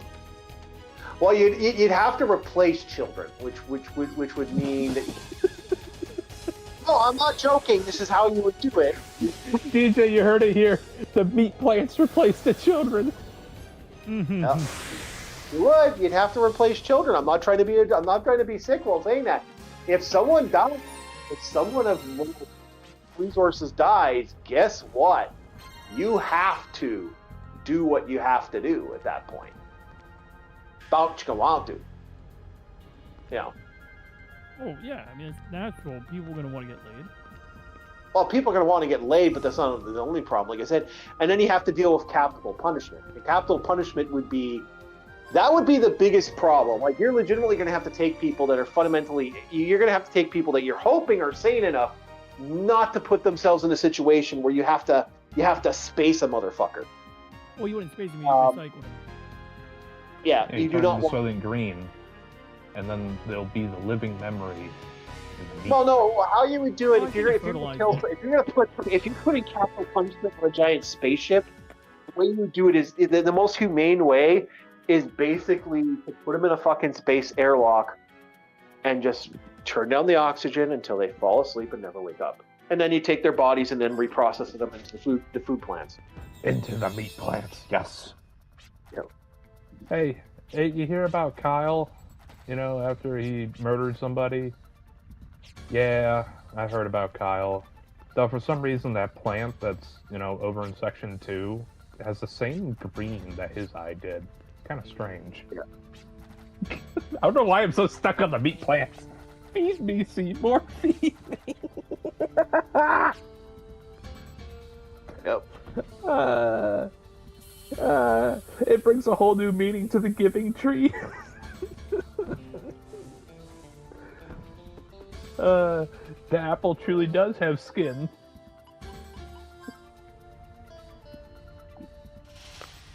Yeah. I don't know why I went down the route of some biopunk horror, but I mean, hey, we're already talking about genetic modified chickens. Bob, if you want modified chicken, play System Shock 2, man. I don't know why you haven't played that yet. I figured that would be your thing. Meat plant. Yeah, System Shock 2. I keep telling you. It has meat plants. Do they talk to you? You'll find out. Ooh. I'm gonna have a conversation with fucking Tree, and his name's Harold. Oh wait, no, that's Fallout. Yeah, that's Fallout, Bob.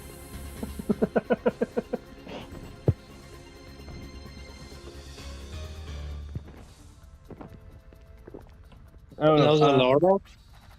Hmm? Bob knows the Lorax? I don't know the Lorax, nor will I ever heed his Just words. stick for the trees. Oh yeah, my trees aren't made of wood.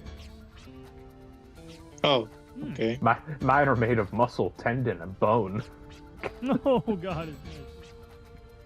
And sometimes they scream when you chop into them.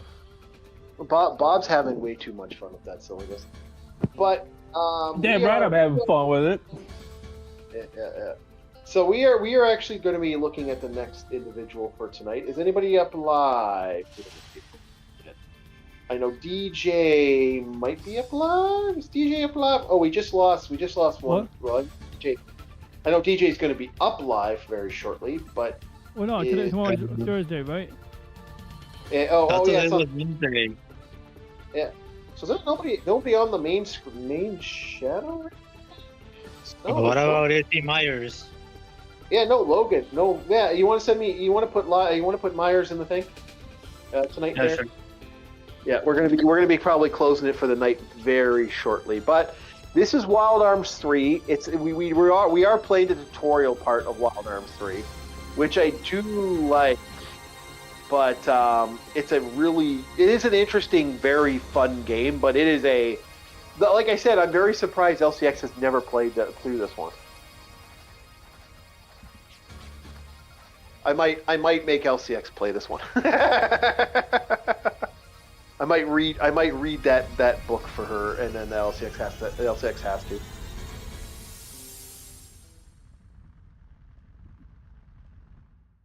That's what I think I'll do. I think if LCX wants me to take a shot, then I'm gonna say that. That's gonna be my thought. All right, so we are now on our next hero story. I think we're on the last one, the guy, but we're gonna call it very, very shortly. This is a great game, by the way. It's something I don't know if I'll live stream this. If people want this live streamed, I will, but I don't know how many people really care enough about Wild Arms 3 after this.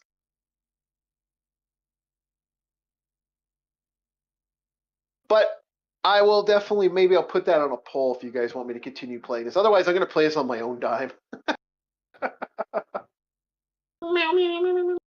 So I'd like to thank everybody who was a part of this today. We'll be seeing you guys tomorrow when we continue more of Fairyland. I think we're on chapter 3 or chapter 4. Bob, do you know what chapter we're on? I think we're on chapter 3, if I remember correctly. I don't know. It's been a while. Check your It hasn't been a poll. while. Thursday. I know you put up a poll. I did. I know Conan's winning right. Yeah, but Conan's after Fairyland. We're at least going to finish the first arc.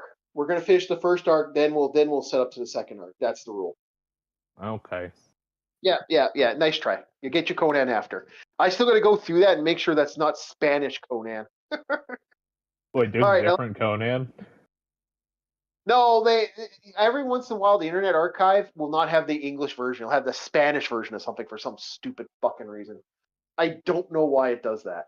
Anyway, I'd like to thank everybody. Like, subscribe, and we're going to see you next time on Space Geeks, and we'll see you tomorrow for Throwback Thursday. Have yourselves a very good night. Bye.